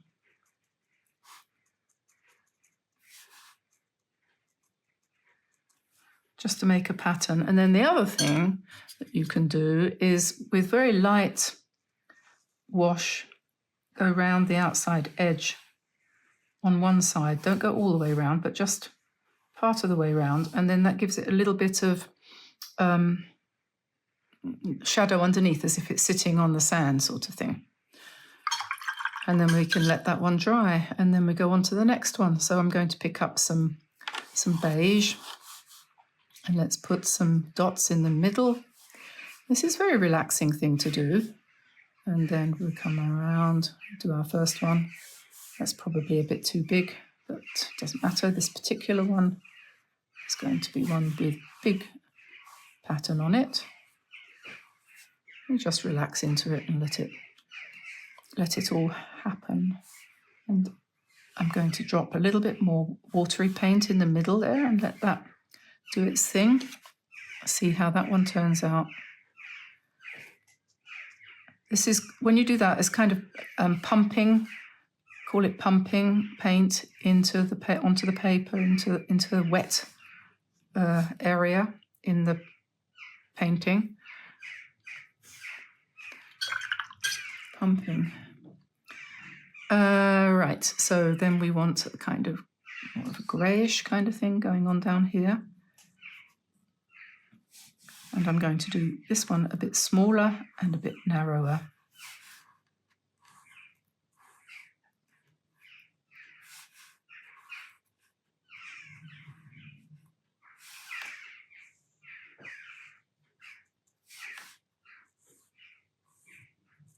We lost a chicken the other day. I think I mentioned it in one of the videos.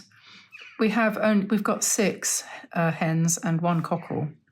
And came down one day, and well, it was after, in the morning, And I counted them. It's like, where's the little orange chicken gone? I couldn't find her anywhere. We looked everywhere, went outside and looked around in case she'd gone over the fence. Took a good look at Zen to see whether possibly he might have eaten her, but we reckoned that if he'd have eaten her, then there would be feathers lying around, and he's a good dog, really. He wouldn't do a thing like that. So I'm just doing some dotted patterns on this one. Anyway, so we thought, oh, well, you know, maybe she jumped over the fence and disappeared and couldn't find her way back or got eaten by a fox. Not that we've ever lost any of our chickens to anything other than old age. Anyway, about 5 days later, I came downstairs, went outside to come to the studio. I looked at the chickens, which are just there. I said to Tamsin, isn't that the chicken that disappeared? And she goes, yeah. And lo and behold, there she was. She'd come back. I don't know where she'd been.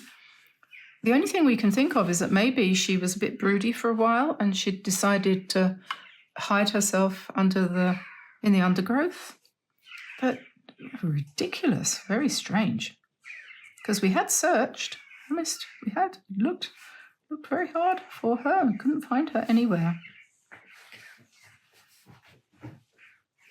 But it's good, a good outcome. She came back.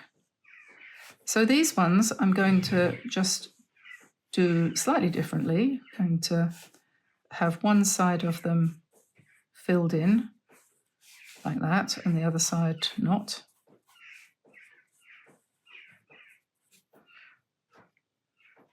You know how they say variety is the spice of life. That's right, isn't it? It's just a matter of thinking of different variety things to do.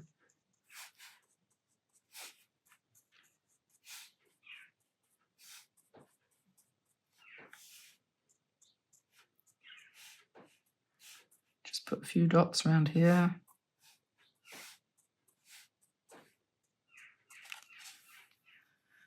Okay, and then this one is a similar colour.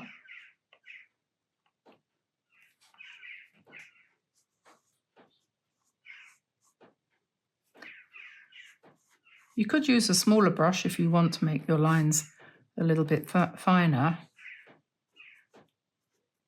But I kind of thought, well, first of all, I want them to be a bit wonky. So I'm deliberately not trying to do them perfect because there's no point in that, is there? And it's perfect anyway. So I'm just, and then because I was thinking, oh, well, what we want to do is on top of it, when it's dry, come in with a pen. There's 5 there, a bit irregular. These ones I'm going to do solid.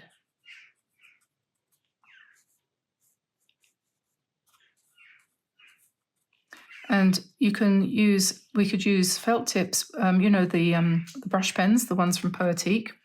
We could use those. I think that might be quite nice because then we could use coordinating colours. No, I don't like that.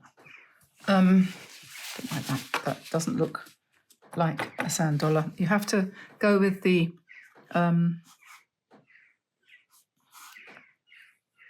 flow, and if you go against it, you'll see straight away, no, that's not right. That's not sand dollar. That is. Okay, and now we want some violet colour. Let's do this one up here.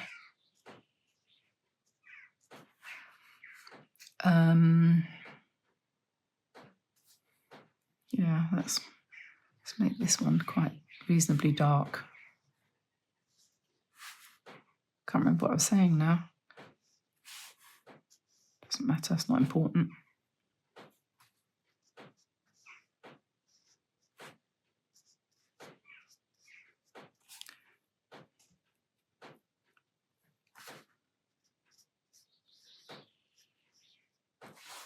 There we are, and let's put some dots here.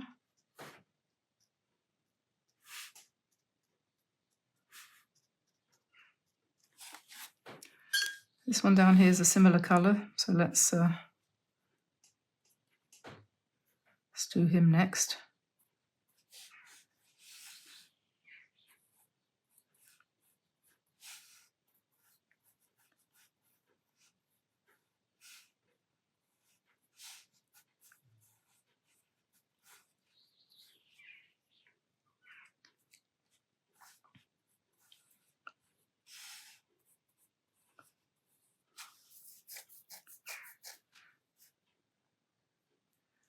And I pump a little bit more colour in.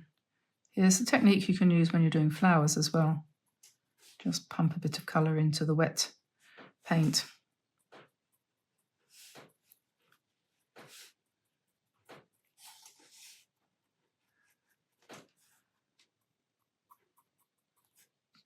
Okay. And the next one, this one here, I think we made with this blue. So let's do that blue. 5 dots.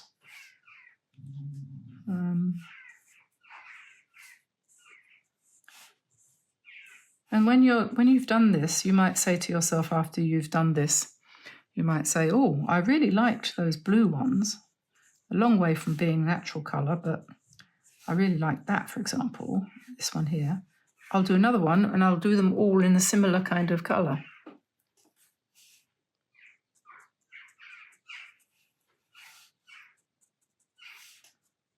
Rather than having the mixture of the pinks, the yellows and the blues. So you could do that. And this one is a little bit darker, isn't it? So just make that a little bit darker with that blue.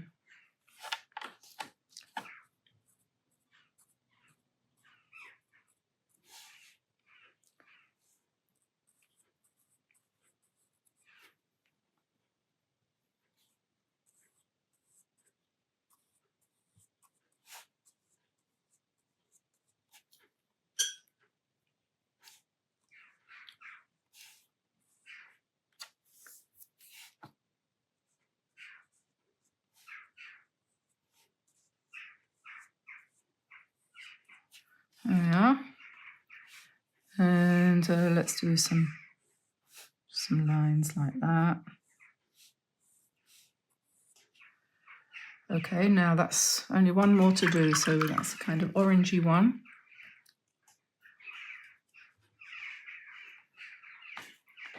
One, 2, 3, 4, 5.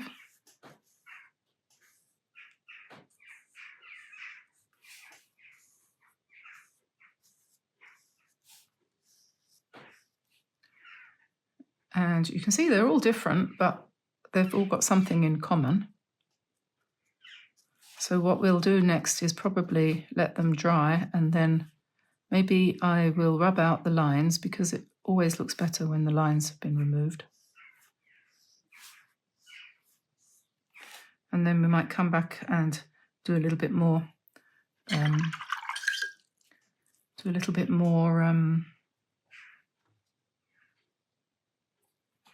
this one hasn't got any dots at all, or any lines. We've got, what's that one?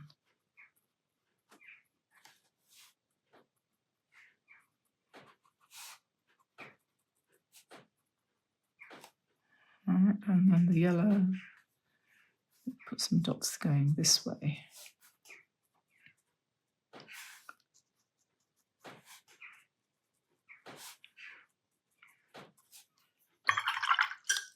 And then probably I ought to go around and give all of them a little bit of shadow underneath. If I've given some of them a bit of shadow,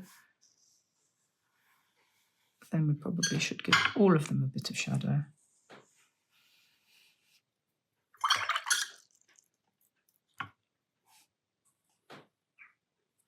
Not a big lot, just a little bit. And not dark at all, very light.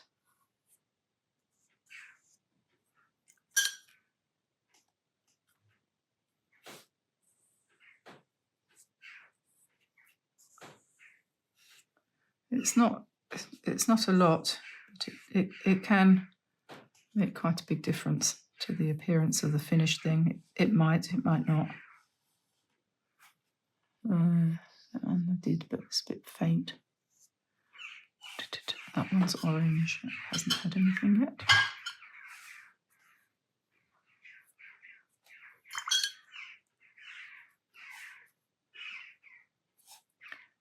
All right, that's all of them. Okay, so we'll let that dry and then I'll rub out the pencil marks. Okay, so I have now rubbed out all the pencil marks and I'm just going to remove the paper from the board. Just going to cut round the outside edges using a craft knife to release it. And then, because what I want to do next doesn't require it to be stuck to the board, and it's easier to move it around if you're going to do another stage of embellishment, for example. So some people have asked how you get it off the board once you've finished painting, and this is how you do it, with a craft knife and a little bit of courage, I suppose. So now what I've done is I've made a photocopy of this painting using just ordinary photocopier because I don't want to start doing embellishments on that until I know whether or not I'm going to like what I'm going to do. So what I'm going to do is pick up some of my Poetique pens, these brush pens here, and this one is neutral grey. Number 4, there are different colours, different levels of neutral grey. This is warm grey, but a grey colour will probably work reasonably well on any background. And then you can try out things that you might want to do without committing yourself to spoiling or ruining or going the wrong way on your painting. So, yeah. I'm going to try out some little parallel lines like that and see what I think of that. And then you can go, you can start doing your doodles and things, whatever you feel you want to do. And you can make lots of photocopies and you can try lots of different ideas if you want. There's definitely a line down the middle here, and there are definitely little parallel lines all the way around, actually. So you could do that if you wanted to. Then you could put a spiral here, which is not actually on the sand dollar, but if nature had thought of it, in fact, maybe nature has thought of it somewhere. Do different things like this.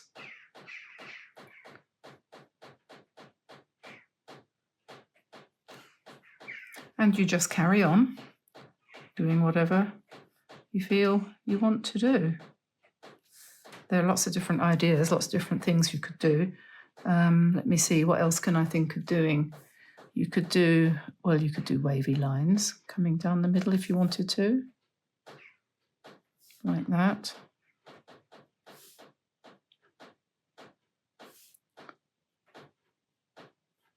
You could go round, you can emphasize the little holes in the middle, 5 little holes, you can make them much bigger.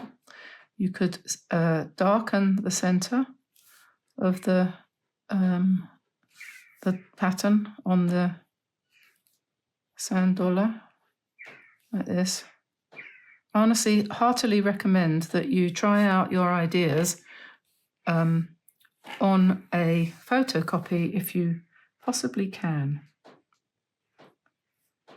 It's very liberating, because the one thing that is horrible about painting is you're afraid to commit yourself. This way you can just relax. It doesn't matter, it's a photocopy.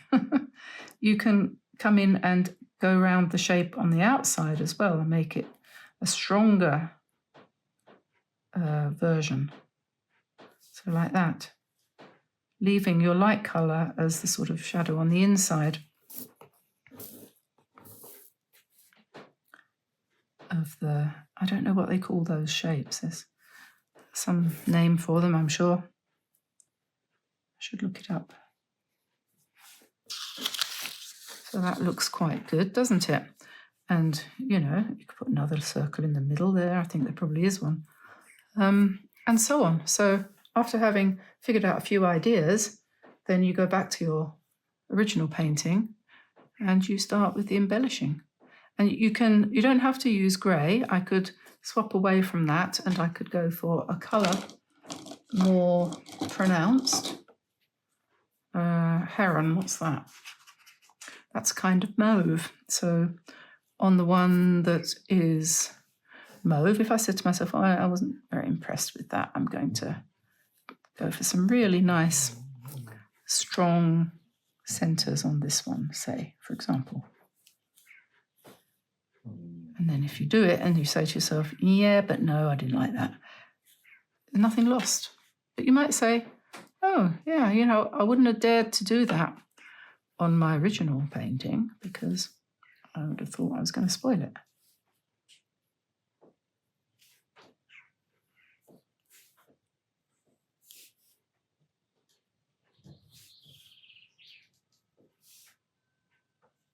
It's quite nice with some dark contrast, isn't it? Then you could put dots around the outside edge.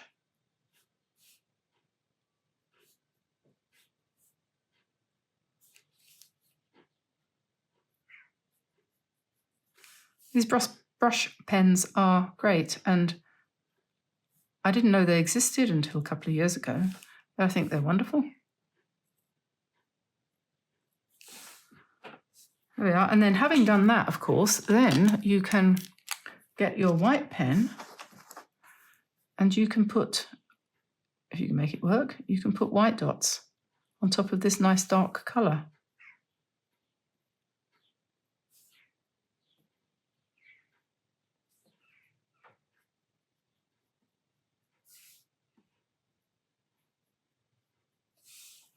That looks quite good.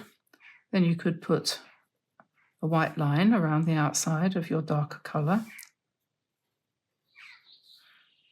So what we've achieved here is by playing, we come up with a design that we quite like.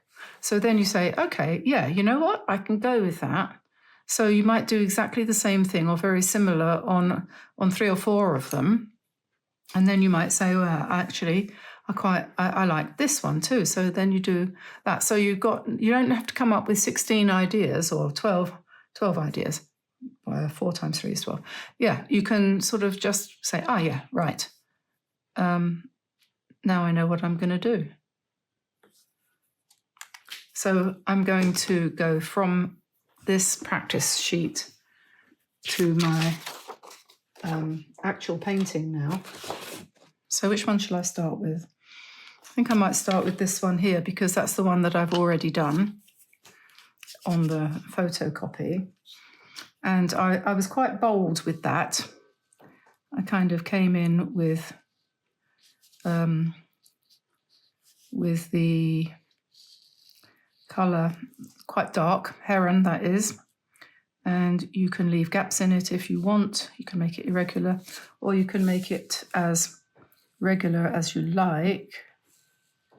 I'm sure the people who make Arches paper would have fits and fits if they knew that I was using Arches paper for using markers on, but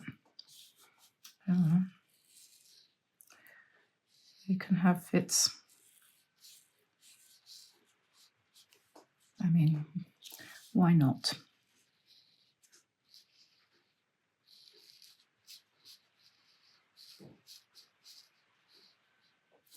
And we could do a little bit round the 5 dots in the middle. These are really nice, these markers, because they do keep a very sharp point, which is really good. Very good, in fact. So then we can put, if we want, we can put, if you do that slightly curved, this line, cut a long dotted line, it gives you a little bit of a sense of form, because these things aren't flat, are they? They are shaped. And then I think what I quite liked the idea of doing was to have these spirals And as I say, you can do them quite fine with the point of this pen. Just hold it very lightly, don't press too hard. So we can do that. And then we could go around the outside edge with dots like I did in my original version. This is not the kind of thing that you want to do in a hurry, is it? You know, this is the kind of thing that you do when you want to spend some time doing something relaxing. Definitely, it's a bit like colouring in. Doesn't require too much in the way of thought once you've taken the plunge. So I'm going to go around the outside edge as well to define the outside. And they're not symmetrical, they're quite irregular actually. And then perhaps I'll take my lightest grey again and emphasise the shadow, just a little bit of shadow underneath.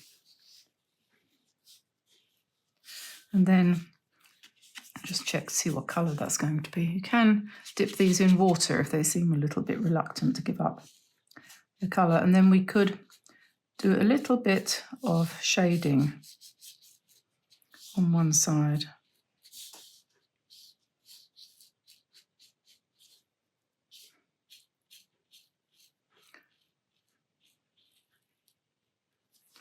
See how that works out.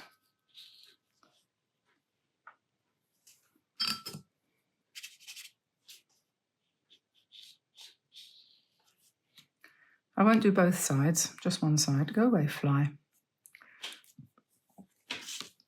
Okay, so that's that one.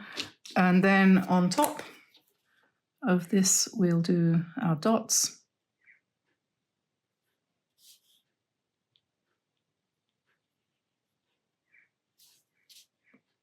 This is a nice summery theme, isn't it? We're going to be, I think this video is probably going to be going up in July. I think it'll be, what day is it today? Today is Thursday, so this is for tomorrow, which is Friday, which would be the last day of June. So, or maybe it might be Sunday.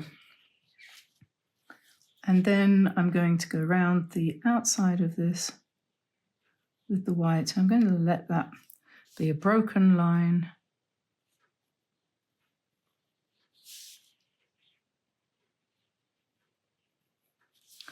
Slightly less than smooth because that's what it wants to do.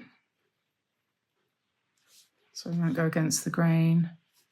And then I think that one's probably, although you could, if you wanted to, you could go over the little dots with little circles just to make them a little bit more receding, you know, just knock them back a little bit, so to speak.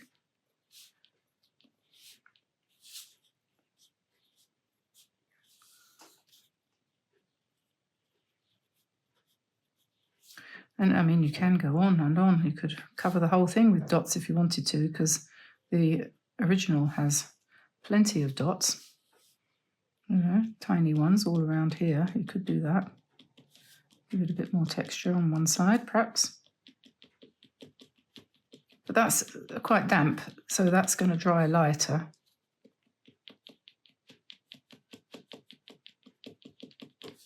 So I think I'll leave that one there like that.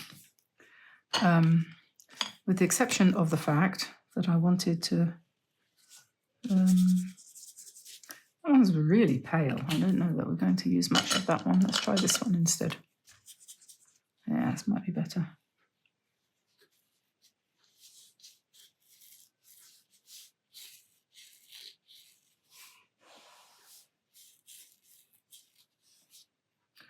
Okay, so that's number one. And now should we do a blue one? I wonder whether, I'm not sure that we can get away with that. It's pretty much a good match for what we've got there, has to be said. What should we do here? How about we just make these lines a little bit darker?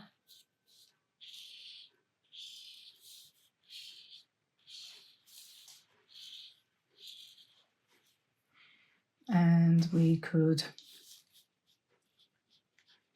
do some of these little parallel lines.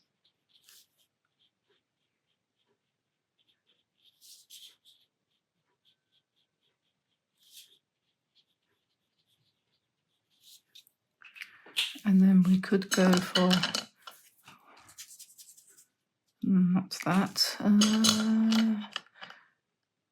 what shall I put?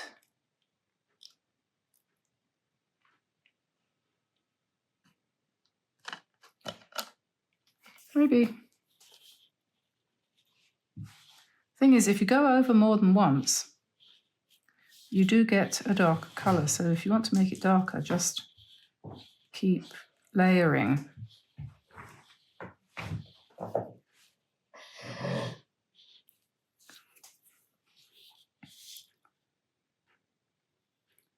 Let's put a wavy line around the outside edge of this one.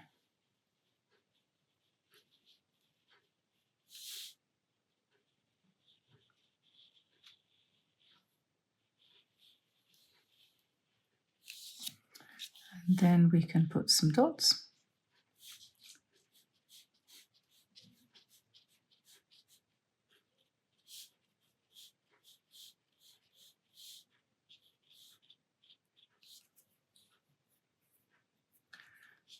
Let's put a line down the middle of each of these.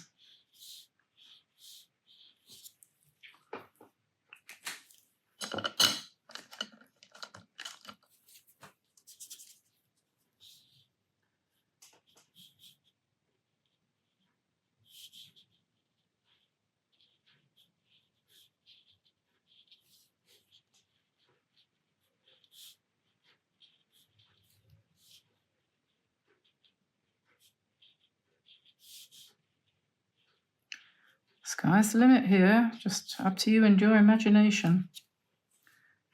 And I will take the blue and go around the outside edge, I think.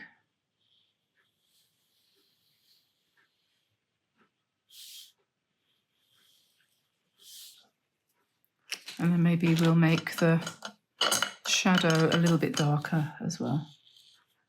And put, like I said, a little bit of shadow on one side. Not too much.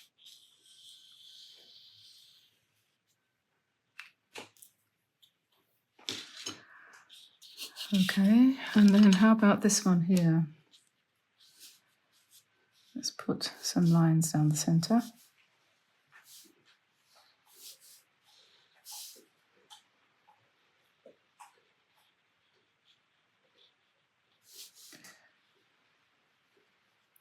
I had a conversation briefly with a member of the channel.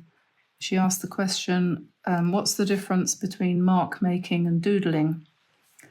And I think there is a difference between mark making and doodling. I tend to think of mark making as being much more deliberate, something that people do when they're creating a work of art, a picture, a painting, especially in abstract, but not necessarily. And doodling is what you do when you're not thinking. So sometimes when you're doing something like this, what I'm doing at the moment, it's, I personally think I'm doodling on these sand dollars. I'm not mark making. If I was mark making, I would be making much more deliberate marks with intention.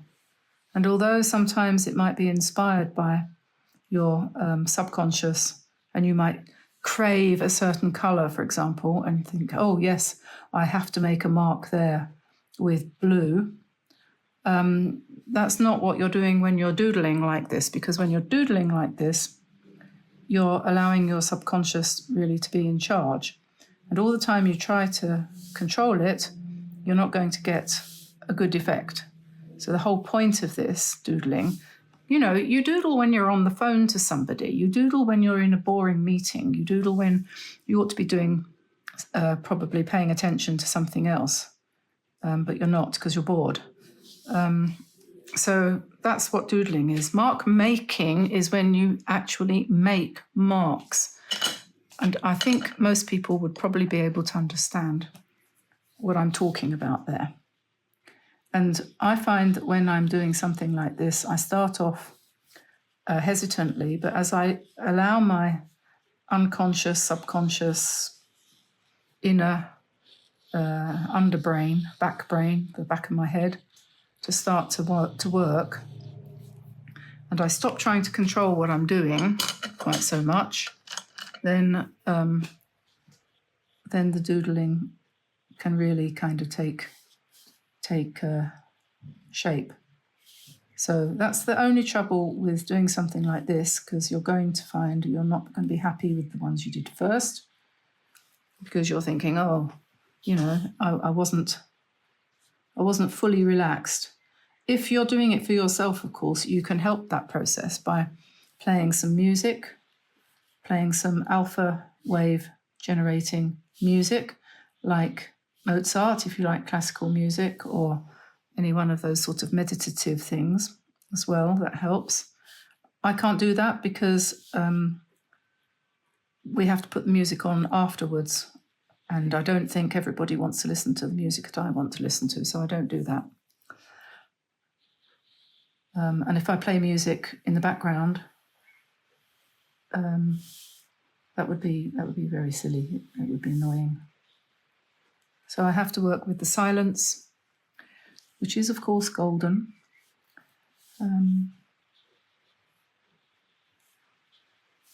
Yeah. There's a very high probability that I'm talking complete and utter nonsense at the moment, and that my design is going to be absolutely tremendously horrible, but it doesn't matter.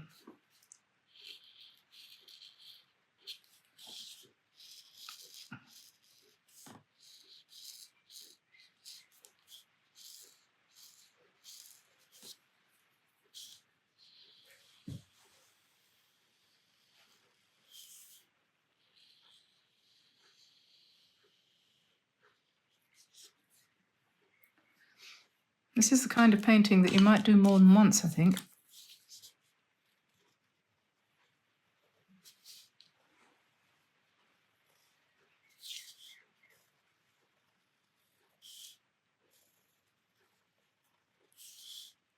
You know, as you go along, you develop your ideas and you think to yourself, oh yeah, that one worked. That didn't.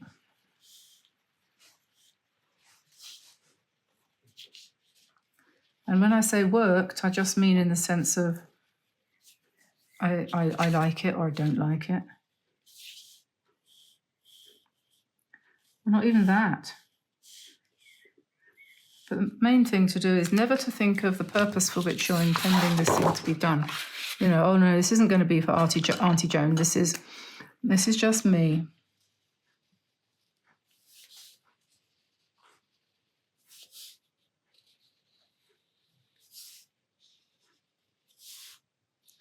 This isn't going to be sold for money. We should stop trying to make money out of our art.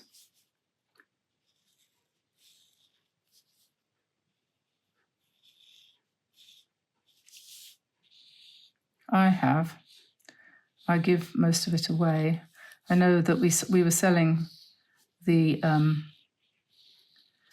tutorials from last year at the beginning of this year, but really, you know, I was giving them away because we were asking for $50. By the time we've done the postage and the packing and the time involved and everything else, it's basically, we're doing it for free, and that's great because I just would like to think that people have got the paintings and they're going to enjoy them rather than them sitting in a drawer forever. In my studio.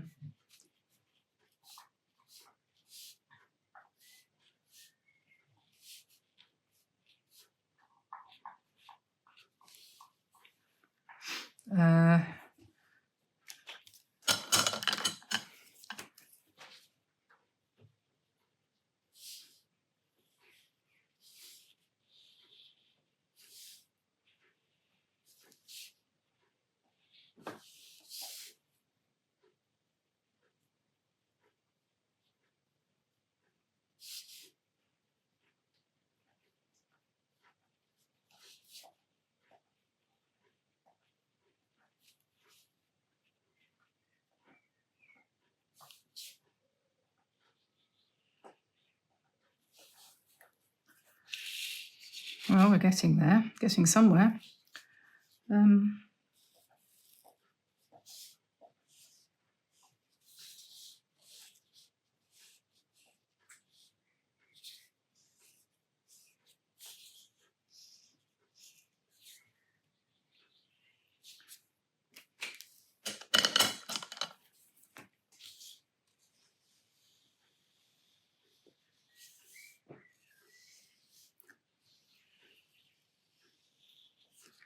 We'll keep some of them a bit more simple so that we have a little bit more of a mixture. Is that the right colour? That could be quite good for this one, couldn't it? Let's put a line down the middle that's quite strong.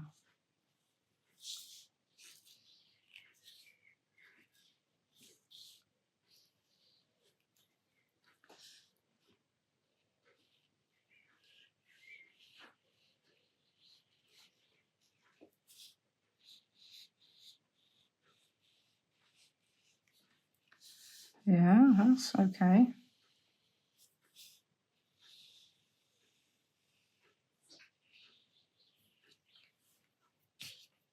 Okie dokie. And then this one up here, we do something similar. So getting a little bit faster here.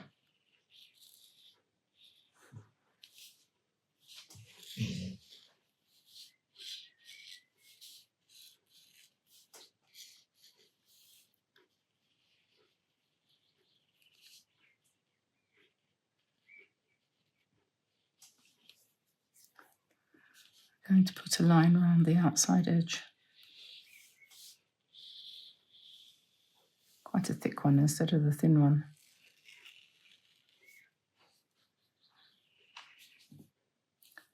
And then we'll put a thin one coming up here.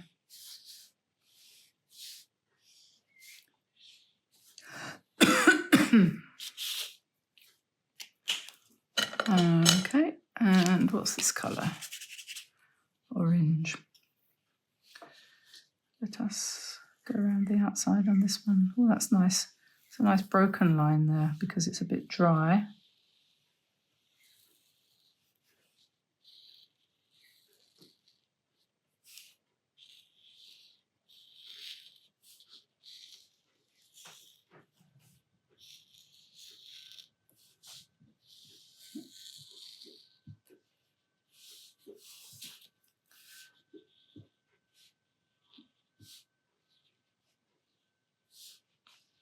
They're a bit like mandalas, aren't they? Don't you think? Because they're circular and they have a repeating pattern.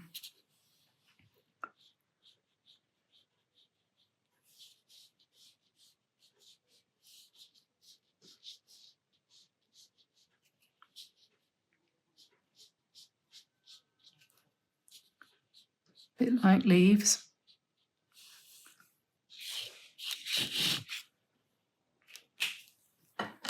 Something that you could continue on with and you know, make quite a lot of details if you wanted. This one I quite like as it is.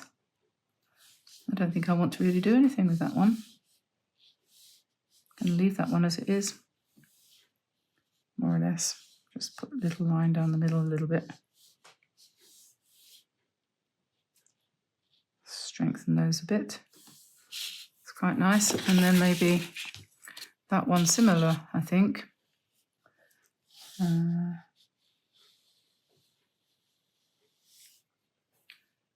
go around the outside edge.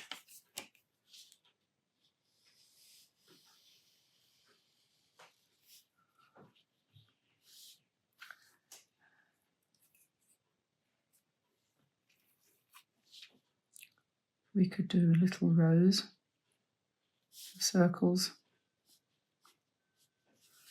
a bit like starfish.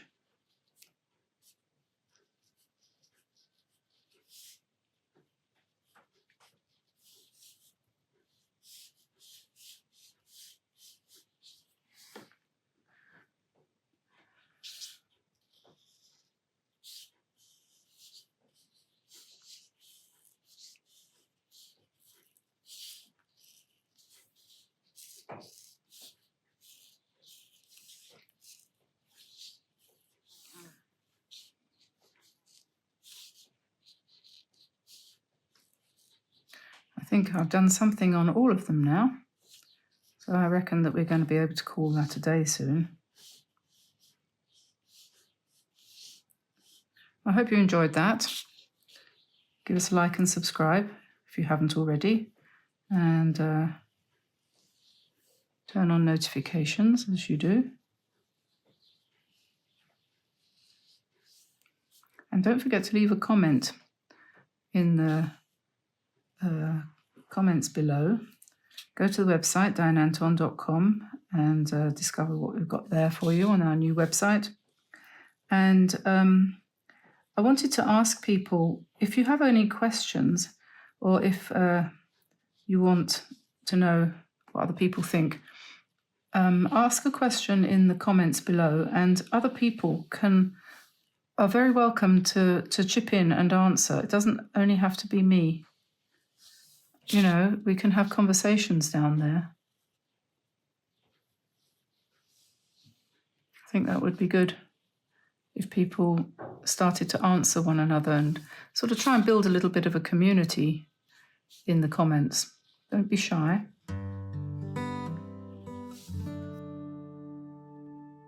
This is a painting that we did about a year ago or something like that. No date on the back, as usual.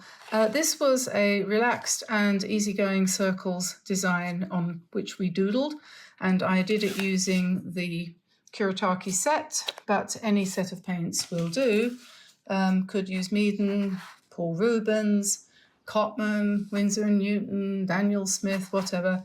I use the Kuretake ones because I really like using them, but all the others will work just as well, and I like them too. Can't have favourites in this game. You have to play the field. Anyway, so this is my inspiration for today. These are not exactly what you would call mandalas, but they are mandala-ish, if you like, in as much as they are circular. Although I did find out recently that all mandalas are not circles, some are squares. Anyway, that's another thing. Yeah, so the idea of painting mandalas is because they say that it is a way of helping yourself calm down, find peace, see your inner world. And this is very interesting from that point. Some of these are really pretty, obviously show the better side of my nature, and others of them aren't so. Some of them are a bit kind of space-agey and so on. And if you did something like this, follow the video. There'll be a link in the description below to this video. It's a fun one to do. Very relaxing and easy. But today we're going to take this a little bit more into the mandala theme. So I'll put that to one side and probably use that for inspiration for my next step. Now, I've only just recently started painting mandalas. I'll just put this up a little bit now. And this was my very first effort. All I did was I drew a circle, and I want to say, if you can find a pair of compasses, a set of compasses, a compass. I'm not sure how you would refer to it, but you can draw nice circles with one of these, and you can do all different sizes, which makes it easy to construct what you're going to do as a starting point, which is something like this. You know how to use this. You've used it at school when you were a kid, no doubt. You draw a circle like that. You can use different sized circular objects, different lids and plates and saucers and things like that if you don't have a compass, or you can use a pin and a pencil with a piece of string joining them together to make a sort of, ad hoc kind of compass type of thing. But anyway, that's the easiest way to do it if you happen to have one of those. Having drawn the circles concentrically, and then grab a ruler and just do 2 lines like that. And the whole reason for doing that is so that it gives you a sort of circular basic outline that you can fill in. It's not important how far apart the lines are here. You're going to ignore that anyway. And having once done that, what I'm going to do is I'm going to partially erase the lines. I made them a little bit dark so you could see them, but now I'm going to rub them out. Not completely, just partially, so that they don't show through the paint. They probably won't anyway, because the Kuretake paint is a little bit opaque and tends not to let pencil show through, which is beneficial really, because sometimes it's handy to have a line of guide. So anyway, we'll just do that, and we'll sweep off these with my shaving brush.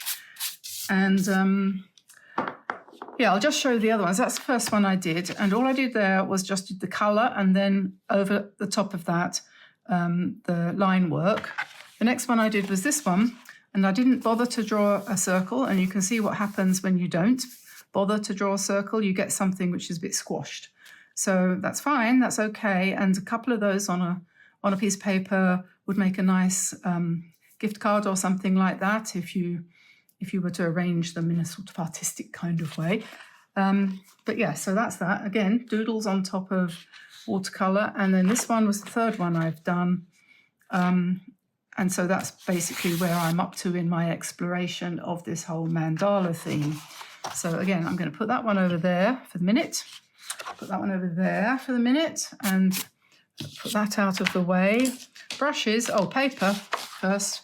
This is Meaden watercolour, 100% cotton. Doesn't matter what you do this on, especially if it's your first one. But if you want a good result, use a decent quality paper, 300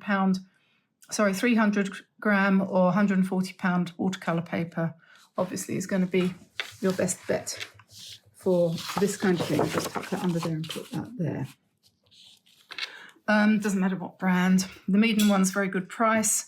If you want to buy that by post, order it from their website to get 10% off for using the code Diane Antone.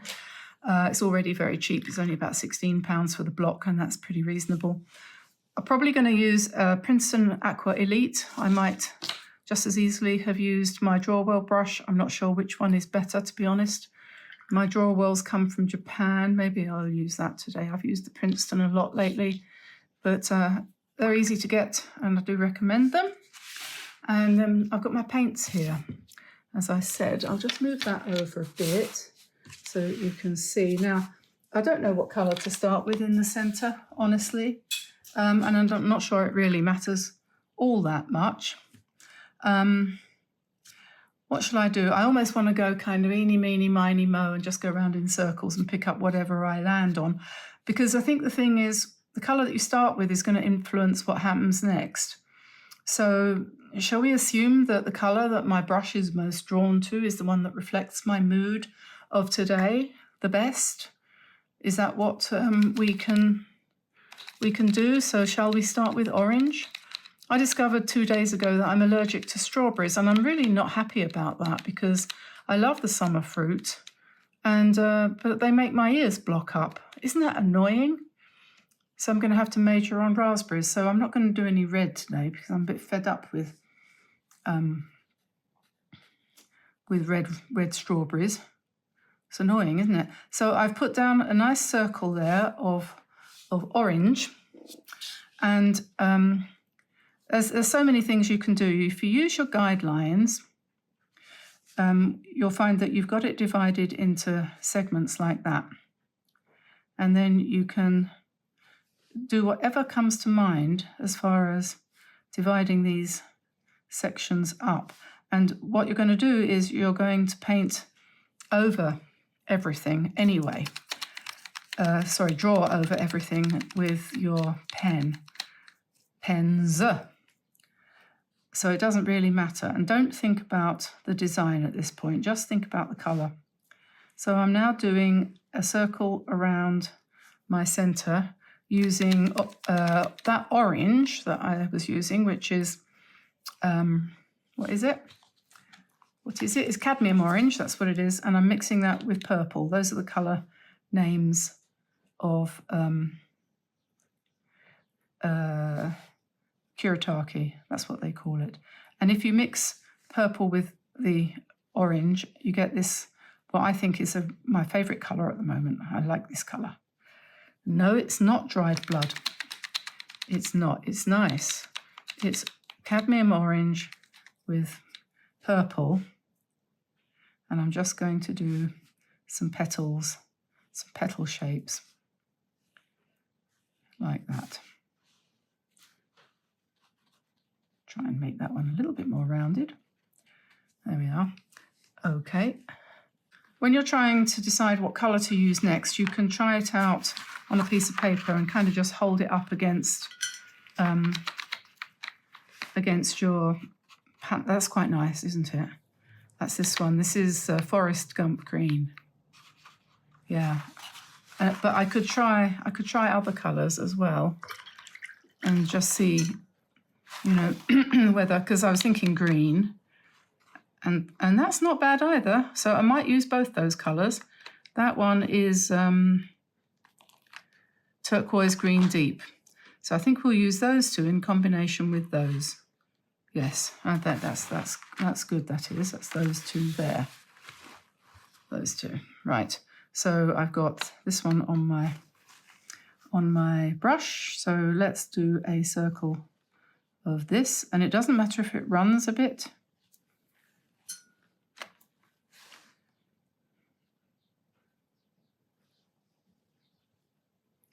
And it doesn't matter if it's not perfectly even all the way around. We are not bothered about that.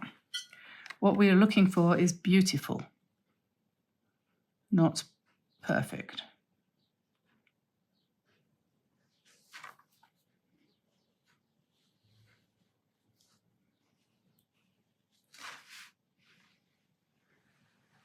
Okay, and then I'm going to pick up some of Forest Gump, and perhaps we'll do a circle of that as well.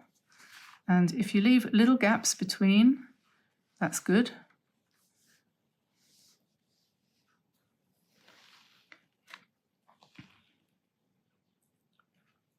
Sometimes it's quite nice if you're going to be doing embellishments on top to have the colours fairly strong, because then your white will really show up. And honestly, I think every single time that you do anything like this, you are going to do it differently. There's no doubt about that. So I'm just going to go around and I'm going to let this orange just touch the green so that we get a sort of blurry effect.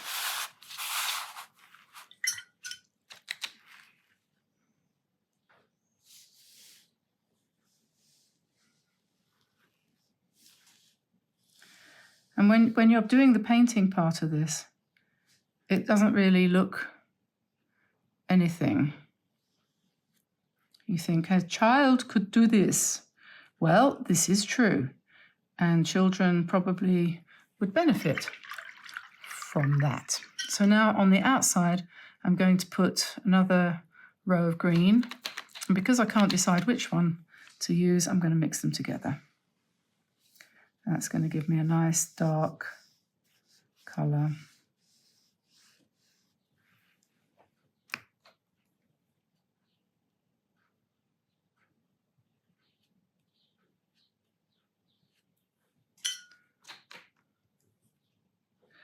And again, as I always say, when you get this far through your painting, you are very likely to say, oh my God, this is not going to work.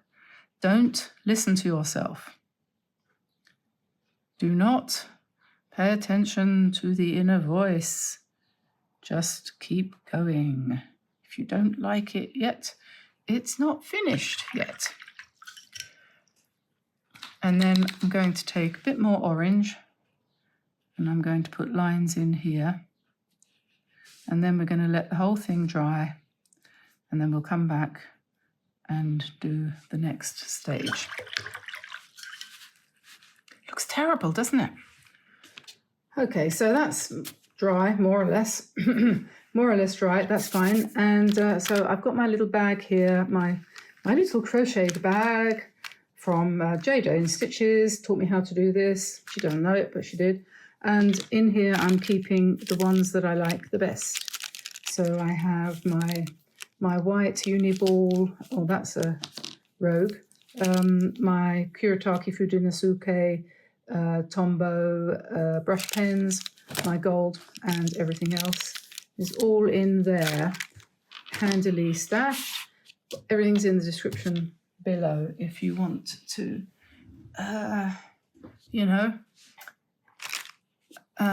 acquire any of these. Look, I've got paint all over me again, never mind. Right, so here we have, I'm going to use the white gel pen. There are lots of different ones out there. I wouldn't like to say whether any of them are better than any of the others. But I'm going to start in the middle, and when you use this pen, don't be disappointed if initially, when you start with it, it doesn't look very white. It does dry whiter, and it dries better as you continue on with it. So it's probably a good idea to do what I haven't done, which is to try it out first on a separate piece of paper. But I'm going to say, well, I don't mind if it's a little bit pale for this step, because as I get into it, I start off a bit lighter. And sometimes you don't want it too super white, do you? Whiter than white. You know, some people have their teeth whitened and they look, thinking of, what's his name, Lee Harris. Not an improvement, in my opinion. Too white. I mean, you can go too far in the opposite direction as well, but ultra white doesn't look right. Ultra white doesn't look right. Okay, so I'm just doing dots and circles and spirals on these rays here. And what I'm going to do next is probably pick up a black.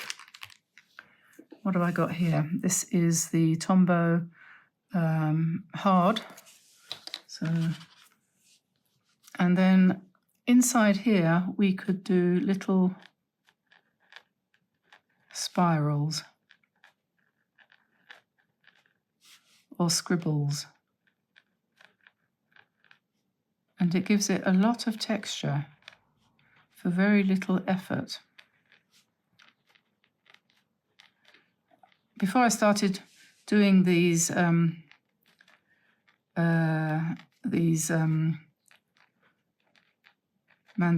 I thought when I started, I thought I'd better do a bit of reading up about it to find out how long they've been around and what the history is. And they're apparently based on Hindu and Buddhist religious symbols, and they started to be used in Indian art about 2,000 years ago. And more recently, they were adapted and adopted by Mr. Carl Jung, the psychotherapist.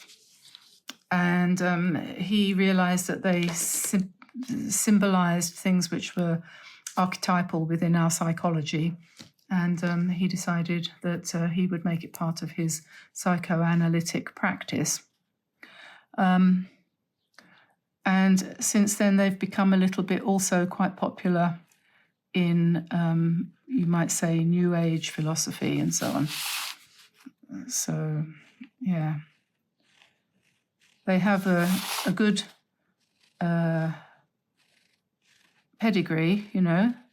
They have a worthy heritage.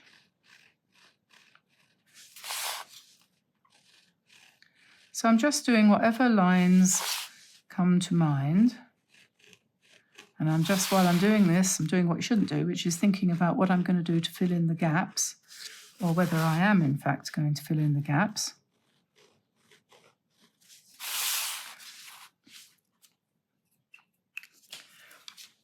I'm just going to return to my paints briefly, because you can always do that.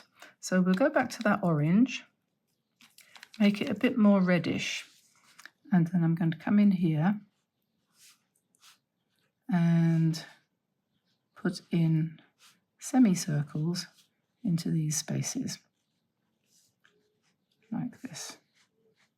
Make it a bit more reddish so it contrasts a bit.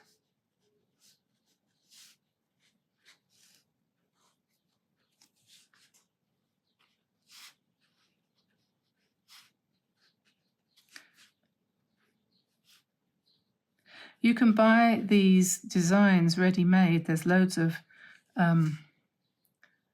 colouring books out there based on the mandala. But it's more fun to do it yourself, I think. So I need to let that dry now, but I'll go to the next line round, and I'm going to use my black. Am I going to use my black? What am I going to do next? Let's do some, maybe I won't use black, perhaps I'll use white. Perhaps I'm going to use quite a lot of white on this one. Okay, so yes, we're going to go round here. Now the reason I was hesitating is because I want to do some lines like this, and I thought if I used black it wouldn't show up. So I'm going to do that. And then this is very new agey. This is the little dots. This looks quite space agey.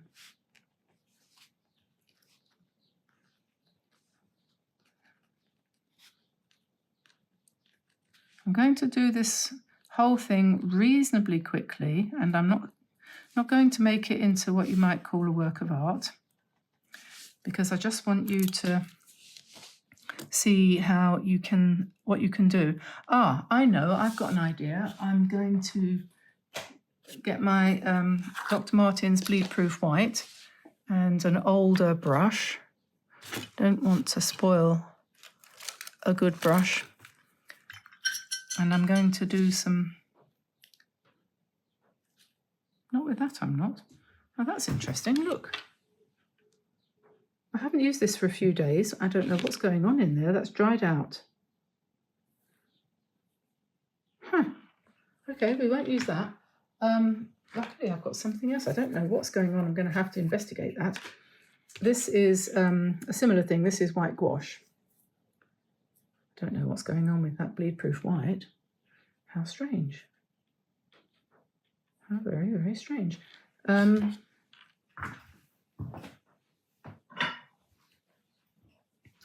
Just mix up some of this white gouache here. A little bit of water, perhaps.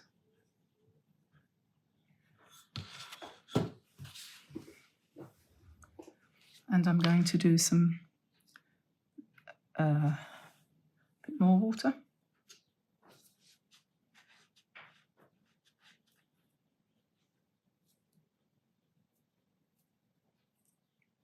I'm going to do some petal shapes around here.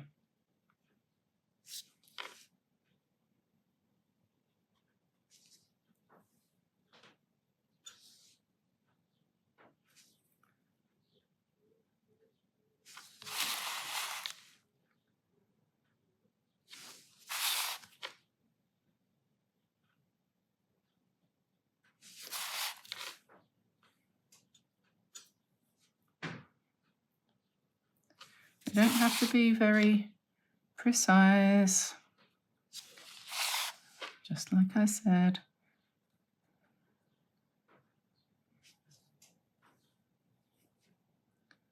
Again and again.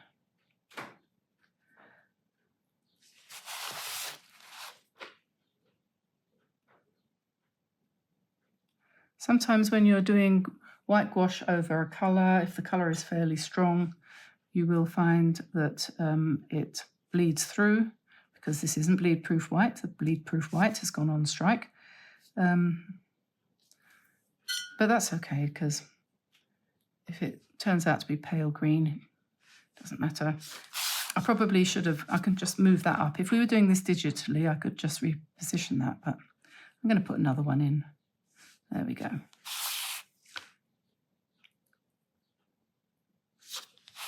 There we are. So that's fine.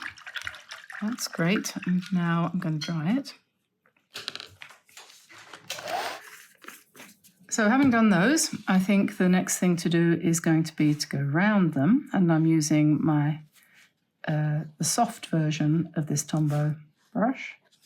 And we're just going to make these into nice petal shapes or leaf shapes.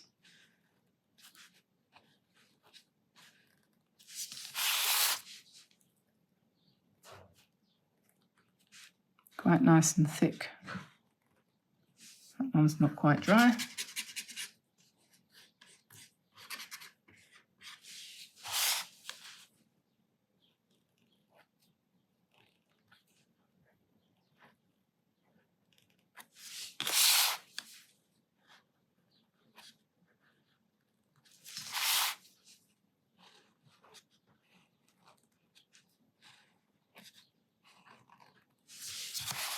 There we are, that's better. Just clean that brush off because I don't want to spoil it. It's brand new. And I think I got a little bit of paint on it.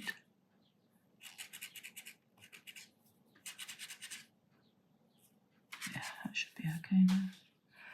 I'm terrible. I'm absolutely terrible with these things.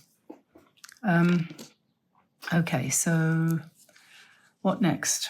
I think we are asking for more spirals here. And really, you know, some of you ladies out there, you've got fantastic imaginations. And I know that you're going to really love this because you can just do whatever comes into your head. And because you've just got this circle, your design doesn't matter. Your structure is there, you know. You haven't got to worry about whether or not this abstract looks abstract enough to be called an abstract. It doesn't matter what you do. Just working within the circle, which doesn't even have to be an exact circle. And as you build it up, you'll be thinking, you know, carpets and all that kind of stuff, how beautiful they all are. And maybe we need some gold now.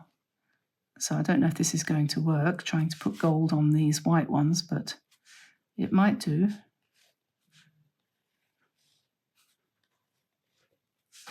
Yeah, that's going to work. So we go round once.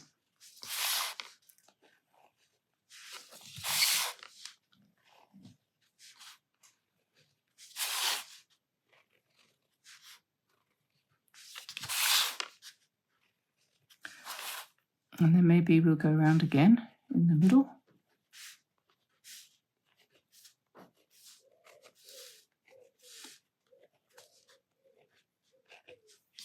It's so cold here again today. My goodness. 10 degrees and it's June the 4th.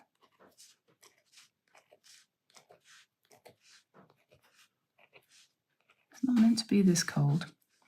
Okay. You see how this has gone really nice and can you see that? Where it's just bled very nicely into itself there. It's really quite pretty. Then maybe let's, on the outside edge, on this one, I did this zigzag pattern. I think on this one, I might try doing some lines just coming in like that in some places. In some places I might make them a bit longer, and they don't need to be even. In fact, you want them to not be even. That's the cat flap. Yeah, I'm not quite sure where this is going to go, but we'll just do that.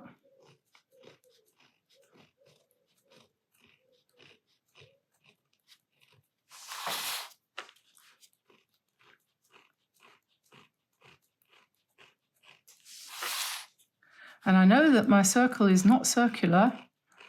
If I was doing this in my own time and being, you know, a little bit more careful, I probably first of all would ruin the whole thing because I'd be thinking too hard. And secondly, it would probably be much more circular. So as I'm going around, I'm sort of figuring out that what I wanted to do really was to put these little vertical lines adjacent to the points of these leaves. So some of them aren't like that because I hadn't figured that out until I got halfway around. So I'll just extend this one here a bit and this one here a bit, just so that we've got them kind of roughly. And then what I'm going to do is just paint over that bit in the middle there a little bit. Just hide those ones. That will dry a bit lighter. And we're getting towards, you know, we're getting there, aren't we? And then I think I'm going to take the white pen again and I'm going to go round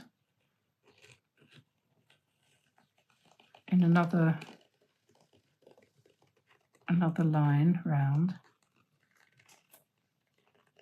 You know, they talk about the mandala unifying the aspects of us, you know, the mind, the soul, the spirit, the body. And that's probably why you kind of tend to think, oh, I need to keep going round. I don't know. I'm not an expert on mandala. Never done one before.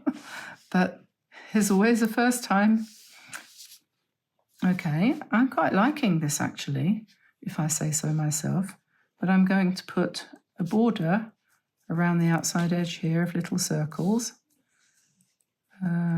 You know, in India, apparently they do these using things like dal and sand and coloured chalk and stuff, and they do them like from powder, and they put them on their kitchen table, and they or not on the kitchen table perhaps, but perhaps they don't even have tables. I know they cook on the floor a lot like they do in Egypt. And apparently the idea is that it keeps out unwanted influences like creepy crawlies, and can't do that, that's still wet, and so on and so forth. And then I noticed somebody the other day I saw had done this. I've got a pen here. This is another one that I've just started to use. This has got grey at one end and black at the other end, so this is grey. And somebody had said, oh, when I do my mandalas, I quite like to do sort of squiggles on the outside. So you could do that if you wanted to. I'm not sure about that. Maybe I'm not doing it very well. I think she had them going quite a long way out. I don't know, it's not a bad idea, is it? Maybe you can do it better than me. But I thought I would just share that idea with you. Maybe if you build it up enough, it would look right.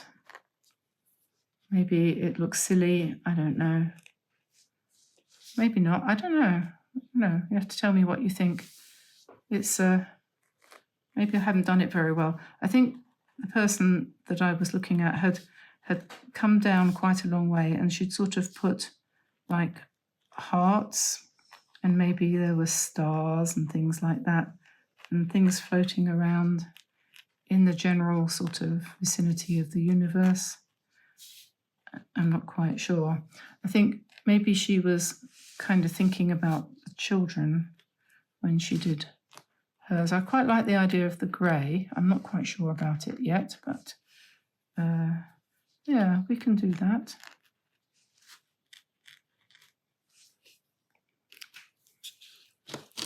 I'm not sure about that. That might not be right, but I'm going to put some more gold in here now, I think.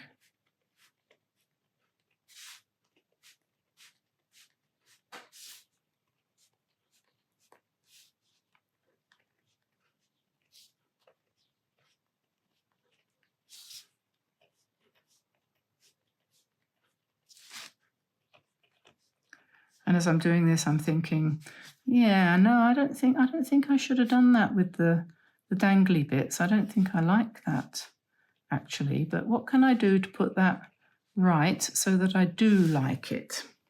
I think, first of all, the colour that I chose is wrong. And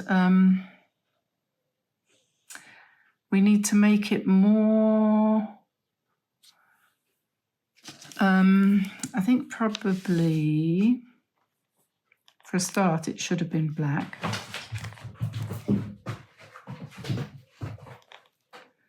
If you can hear something crashing around in the background, that's my dog trying to catch flies. Yes, that's you, Zen. I know. Let's try this. Let's try going around the outside edge with a nice squiggly swirl, like this. and try to incorporate these not particularly successful spirally things. You never know where it's going to go, guys. You just never know. So never say, oh my God, I've wrecked it. Don't say that, because it's not going to be true. You always find a solution.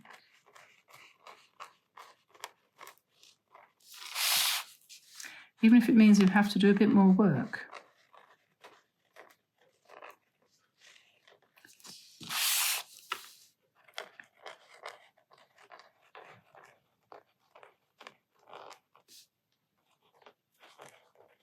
Getting there. Okay. And then what we have to do is just extend and expand these things. Try to make a bit more logic sense out of it. In other words, fill the space.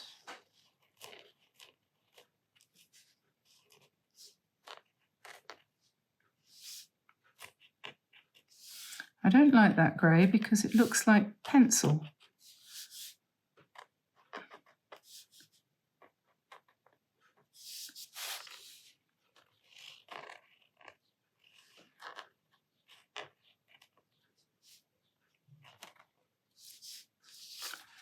Okay, and then up here we'll just go over these.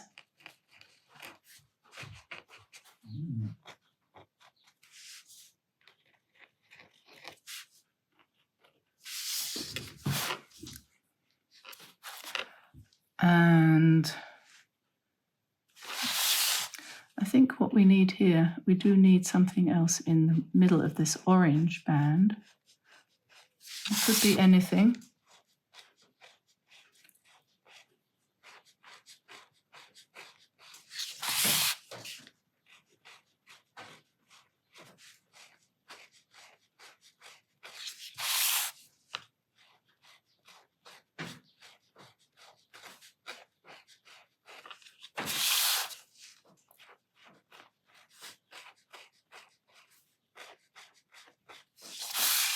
There we are. And we can go on. I tell you what, we can put black over these ones here to make the center a little bit more definite.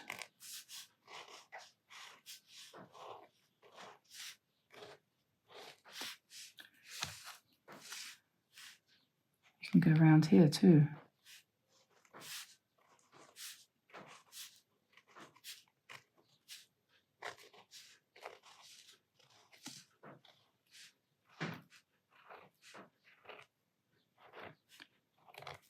And then at some point you're going to get to the stage where you say, oh, I need to leave this, I need to go and have a cup of tea and come back later and see what it looks like. And that's what it looks like.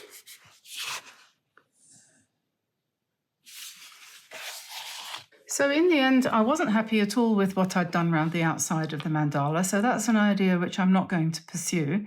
But not to be discouraged, I just cut it off. So I took the whole thing, I have removed it from its surrounding, and I can now use this and glue it onto another piece of paper.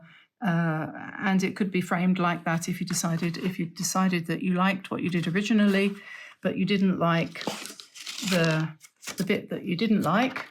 Cut it off, throw it away, and you're left with something that's actually fine. I think that one turned out okay. It's not unlike this one. And I think they make quite a nice pair. What do you think?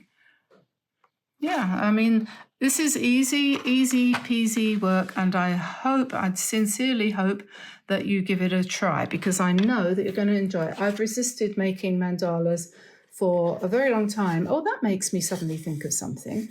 Do you remember that toy that we used to have where you used to make two circles like this, and they used to be painted in multicolour multicolours, and then you have a piece of string that went through the middle and they used to spin it and make the thing go round, and it created a lovely pattern. You remember that? That reminds me of this, or this reminds me of that.